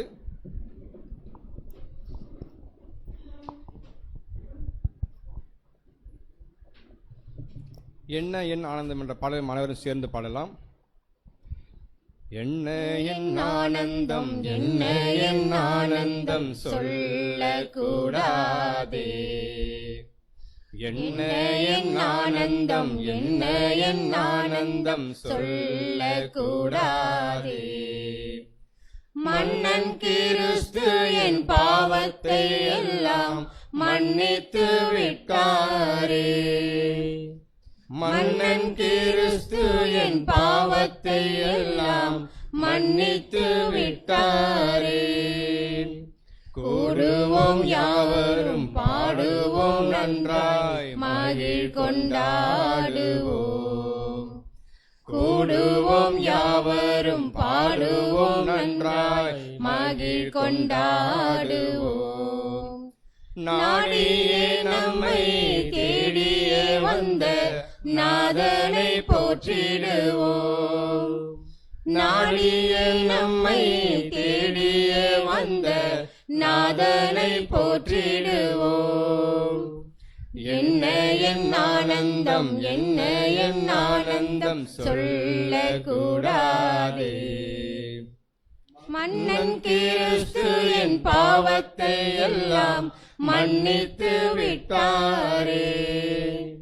பாவங்கள் சாபங்கள் கோபங்கள் எல்லாம் பரிகரித்தாரே. பாவங்கள் சாபங்கள் கோபங்கள் எல்லாம் பரிகரித்தாரே. தியாக பலி தந்தன் உள்ளத்தில் வந்து தேற்றியே விட்டாரே. தியாக பலி தந்தன் உள்ளத்தில் வந்து தேற்றியே விட்டாரே. என்ன என் ஆனந்தம், என்ன என் ஆனந்தம் சொல்லக்கூடாதே. மன்னன் கிறிஸ்து என் பாவத்தை எல்லாம் மன்னித்து விட்டாரே. அட்சயன் பட்சமாய் ரட்சிப்பை எங்களுக்கு அருளினதாலே. அட்சயன் பட்சமாய் ரட்சிப்பை எங்களுக்கு அருளினதாலே. நிச்சயம் சுவாமியை பற்றிய சாட்சி பகர வேண்டியதே. நிச்சயம் சுவாமியை பற்றிய சாட்சி பகர வேண்டியதே. என்ன என் ஆனந்தம், என்ன என் ஆனந்தம் சொல்லக்கூடாதே. மன்னன் கிறிஸ்து என் பாவத்தை எல்லாம் மன்னித்து விட்டாரே. வெண்ணங்கி பொன்மூடி வாத்தியம் மேல் வீட்டில் ஜெய கொடியுடனே. வெண்ணங்கி பொன்மூடி வாத்தியம் மேல் வீட்டில் ஜெய கொடியுடனே. மண்ணுலகில் வந்து விண்ணுலகம் சென்ற மன்னனை ஸ்தோத்தரிப்போம். மண்ணுலகில் வந்து விண்ணுலகம் சென்ற மன்னனை ஸ்தோத்தரிப்போம்.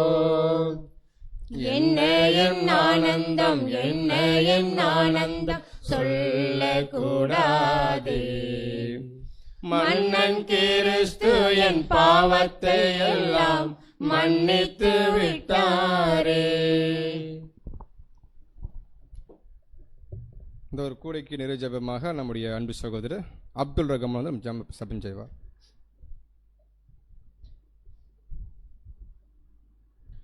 ஜெபம் செய்வோம்.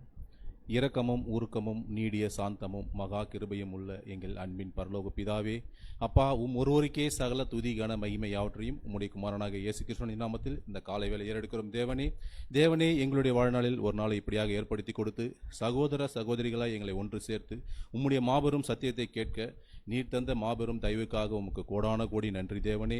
ஏற்ற காலத்தில் ஏற்ற வார்த்தைகளை எங்களுக்கு கொடுத்திருக்கிற தேவனே, அப்பா, இது நாள் வரை எங்களை இங்க கூட்டி சேர்த்தது உம்முடைய வசனமே அல்லாமல் வேறொன்றும் அல்லப்பா. அந்த வசனத்தை கேட்டு உம்முடைய சத்தியத்தினாலே நாங்கள் ஒன்று கூடி அப்பா உம்மண்டையில் வந்து சேர்ந்திருக்கிறோம் தேவனே. அந்த சத்தியத்தின் மூலமாகவே தெரிந்து கொள்ளப்பட்டவர்களால் நாங்கள் இங்கே கூடியிருக்கிறோம் தேவனே. அப்பா, கேட்ட ஒவ்வொரு சத்தியமும் வழியறியவும் அப்பா கற்பாறையிலோ முற்செடியிலோ விதைக்கப்பட்ட விதைகளாய் அல்லாமல் நல்ல நிலத்திலே விதைக்கப்பட்ட விதைகளாய் அப்பா நல்ல நிலங்களாய் நீர்தாமே எங்களை பண்படுத்துவீராக தேவனே. அப்பா, எங்களுக்கு வேண்டியதெல்லாம் ஒவ்வொருவருக்கும் அப்பா தாழ்மையின் ஆவியை அதிகமாக தாங்கப்பா. ஒவ்வொரு சகோதர சகோதரிகளுக்கும் நாங்கள் தாழ்மையாக நடந்து கொள்ள அந்த தாழ்மையின் ஆவியை அளவில்லாமல் கொடுங்கப்பா. சகோதரர்களுக்காக ஜீவனையே கொடுக்கிற அந்த அன்பிலும் நாங்கள் இன்னும் வளரத்தக்கதாக அந்த அன்பின் ஆவியை எங்களுக்கு அதிகமாக எங்களுக்கு தந்து அருளுங்கப்பா. அப்பா, நாங்கள் யோவான் 12 வாசிக்கிறோம் தேவனே, என்னுடைய வார்த்தைகளை ஏற்றுக்கொள்ளாதவர்களை என்னுடைய வசனமே நியாயம் தீர்க்கும் என்று சொல்லியிருக்கிறது தேவனே. அப்பா, அந்த வசனம் எங்களை நியாயம் தீர்க்காதபடிக்கு உம்முடைய வசனத்திற்கு நாங்கள் கீழ்ப்படிந்தவர்களாய் அப்பா இன்னும் நாங்கள் சத்தியத்தில் அதிகமாய் வளர நீர்தாமே கிருபை தருவீராக தேவனே. அப்பா, இன்னும் எங்களுடைய சபையிலிருந்து யாரேனும் பிரிந்து சென்றிருந்தார்களானால் அப்பா அவர்களும் அந்த வசனத்தை அவர்களுக்கு நீர் இன்னும் போதித்து அவர்களையும் நீர் கூட்டி சேர்க்க வந்தமாய் அவர்களையும் உங்கள் கரத்தில் ஒப்புக் கொடுக்கிறோம்ப்பா தேவனே. இன்னும் நாங்கள் அதிகமாய் நாங்கள் சகோதரர்களோடு அப்பா ஒருமனப்பட்டவர்களாய் இன்னும் நாங்கள் முன்னேற நீர்தாமே கிருபை தருகிறாக தேவனே. அப்பா, எங்கள் சரீரங்களை அப்பா ஒவ்வொரு நாளும் உமக்கு பிரியமான ஜீவ பலியாக நாங்கள் உமக்கு ஒப்பு கொடுத்து அதில் நீர் பிரியப்பட அப்பா தேவனே இந்த ஜெபத்தை நீங்கள் ஏற்றுக்கொள்கிறாக தேவனே. இந்த பிரபஞ்சத்திற்கு ஒத்த வேஷம் தெரியாமலும் உம்முடைய சத்தியத்திலே அப்பா நாங்கள் உம்முடைய சித்தம் இன்னதென்று நன்மை தீமை அறியத்தக்கதாக எங்களுக்கு உம்முடைய சத்தியத்தை அதிகமாய் தந்திருக்கிற தேவனே. அப்பா, இன்னும் நாங்கள் அதனுடைய நன்மைகளை பெற்றுக்கொண்டு உமக்காக ஓட நீர்தாமை கிருபை தருவீராக தேவனே. இந்த சிறு ஜெபத்தை இரட்சகரும் மீட்பரும் உம்முடைய குமாரனாகிய இயேசு கிறிஸ்துவின் நாமத்தில் ஏறெடுக்கிறேன், ஜீவனுள்ள நல்ல தந்தையே, ஆமென். நம் அனைவரும் உட்காரவும். சபையின் அறிவிப்பில் கேட்கலாம்.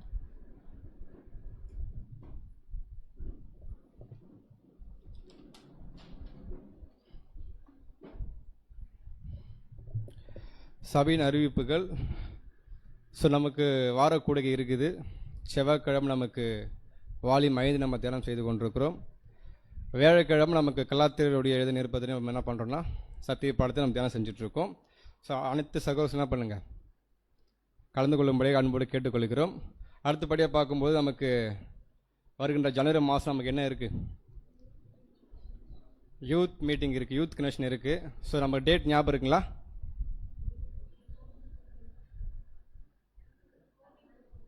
பதினாலு 15 16 நமக்கு ஜனவரி மாதம் இருக்குது.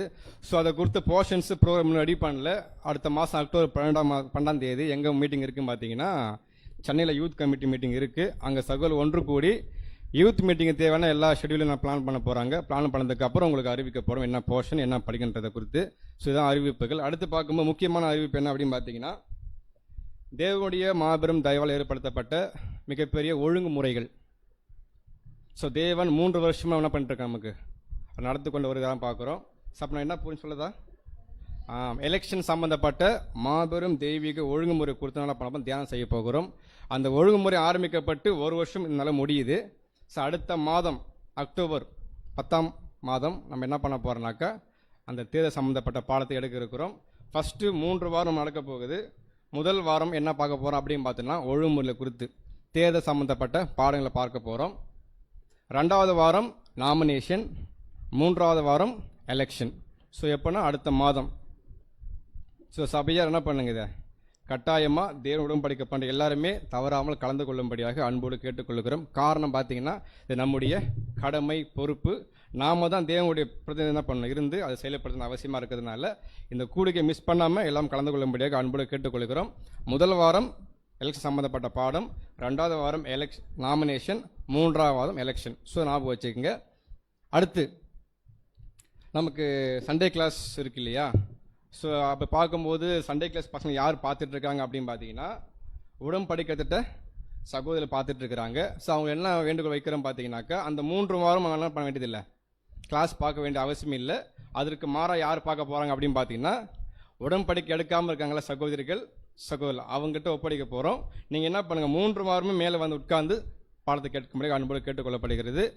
ஒருவேளை கை குழந்தை வச்சிருக்கிற மாத்திரம் என்ன பண்ணலாம்னா இங்கே மேலே உட்காந்துக்கலாம். ஏன்னா அது பார்க்க முடியாது இல்லையா சண்டே கிளாஸில்.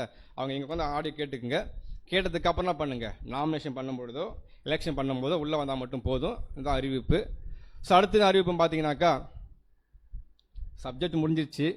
அடுத்து என்ன பண்ணலாம், பிரேக் முடிச்சுட்டு 2வது பாடம் இருக்குது. அந்த பாடத்தில் தேவை நம்ம என்ன சொல்ல போகிறாங்கிறத என்ன பண்ணலாம், அனைவரும் இருந்து கேட்டு அந்த மாபெரும் சத்தியத்தை என்ன பண்ணலாம், எடுத்துக்கொள்ள போகிறோம். அது ஒரு விஷயம் இருக்குது. இன்னொரு விஷயம் என்ன அப்படின்னு பார்த்தீங்கன்னாக்கா, அடுத்த வாரம் நமக்கு ஃபர்ஸ்ட் பாடம் எலெக்ஷன் சம்மந்தப்பட்ட பாடம் இருக்கு இல்லையா, அந்த பாடம் முடிஞ்சதுக்கப்புறம் நமக்கு என்ன இருக்காது, டிஸ்கஷன் இருக்காது சொல்லலை, இருக்கும். ஸோ அதற்கான டாபிக் சூஸ் பண்ணியிருக்கோம். சபையில் அன்பு அப்படின்ற ஒரு டாபிக் சூஸ் பண்ணப்பட்டிருக்கு. சகோதரர்கள் என்ன பண்ணுவாங்க, அதை வாட்ஸ்அப்புக்குள்ள அனுப்புவாங்க. அது முக்கியமான ஒழுங்குமுறை கொடுத்துருக்கிறதுனால என்ன பண்ணுங்க, எல்லாருமே படிச்சுட்டு வந்துட்டு என்ன பண்ண போகிறோம், தியானம் செய்ய போகிறோம், கலந்து ஆலோசிக்க போகிறோம். அது ஞாபகம் வச்சுக்கோங்க.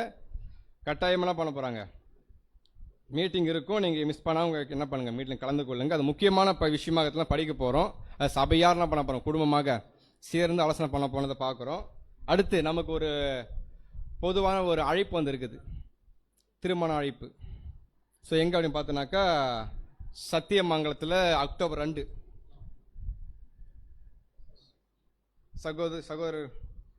சகோதரி ஓசன்னா, Sathyamangalam, brother Ajay Ronaldo, Madurai. So இருவருக்கும் அக்டோபர் 2ஆம் தேதி திருமணம் ஏற்பாடு செய்யப்பட்டிருக்கு. அதுவும் வேதமானுடைய சார்பாக நடத்தப்பட போகுது. அங்கே போகிற விருப்புள்ள சகோதரர்கள் பண்ணுங்க, கலந்து கொள்ளும்படியாக அழைப்பு தெரிவித்திருக்கிறாங்க. அது உங்கள் மத்தியில் நாங்கள் தெரிவித்துக் கொள்கிறோம். ஏன் பிரதர் போகணும் அப்படின்னு கேள்வி கேட்கலாம். காரணம் பார்த்தீங்கன்னாக்கா, நம்ம கலந்து கொள்ளும் போது என்ன உருவாகும் பார்த்தோம்னா, ஒரு ஃபெல்லோஷிப் உருவாகும். சத்தியத்தின் அடிப்படையில் பார்க்கலாம், பேசலாம். நாளைக்கு நம்முடைய சபையில் அதே நடக்கும்போது நம்ம இன்வைட் பண்ணுவோம் இல்லையா, அப்போ என்ன பண்ணுவாங்க, அவங்களும் கலந்து கொள்ள வாய்ப்பு இருக்கும். முன்னப்பிள்ளை தெரியலாம் கூட அவங்க சகோதரர்கள் நம்ம சேர்ந்து என்ன பண்ணலாம், போயிட்டு கலந்து கொண்டு ஐக்கியத்தில் பலப்படலாம். நம்ம சபையில் நடக்கப்படும் போது இன்வைட் பண்ணும்போது அவங்களும் வருவாங்க. வந்தால் ஒரு ஐக்கியம், ஒரு சத்தியத்துக்குள்ள ஒரு ஒருமனப்பாடு, சந்தோஷம் காணப்படுறதாக அறிவிக்கிறோம். ஸோ இதான் பொதுவான அழைப்பு. அடுத்து பார்க்கும்போது கடைசி என்ன பார்க்கணுன்னாக்கா, கள்ளக்குறிச்சி, ஹார்வெஸ்ட், காஞ்சிபுரம் மற்றும் அநேக பகுதிகளில் ஒளி நடந்துட்டு இருக்குது. அதுக்காக நீங்கள் என்ன பண்ணுங்கள், உங்கள் அனைத்து ஜெபத்துக் கொள்ளும்படியாக கேட்டுக்கொள்கிறோம். அடுத்து அடினுடைய அன்பான வேண்டுகோள் என்ன பார்த்தீங்கன்னாக்கா, கடந்த வாரத்தில் நம்ம சென்னைக்கு போயிருந்தோம். அப்புறம் கரூர் மற்றும் கள்ளக்குறிச்சி போக வாய்ப்பு கிடைச்சிது.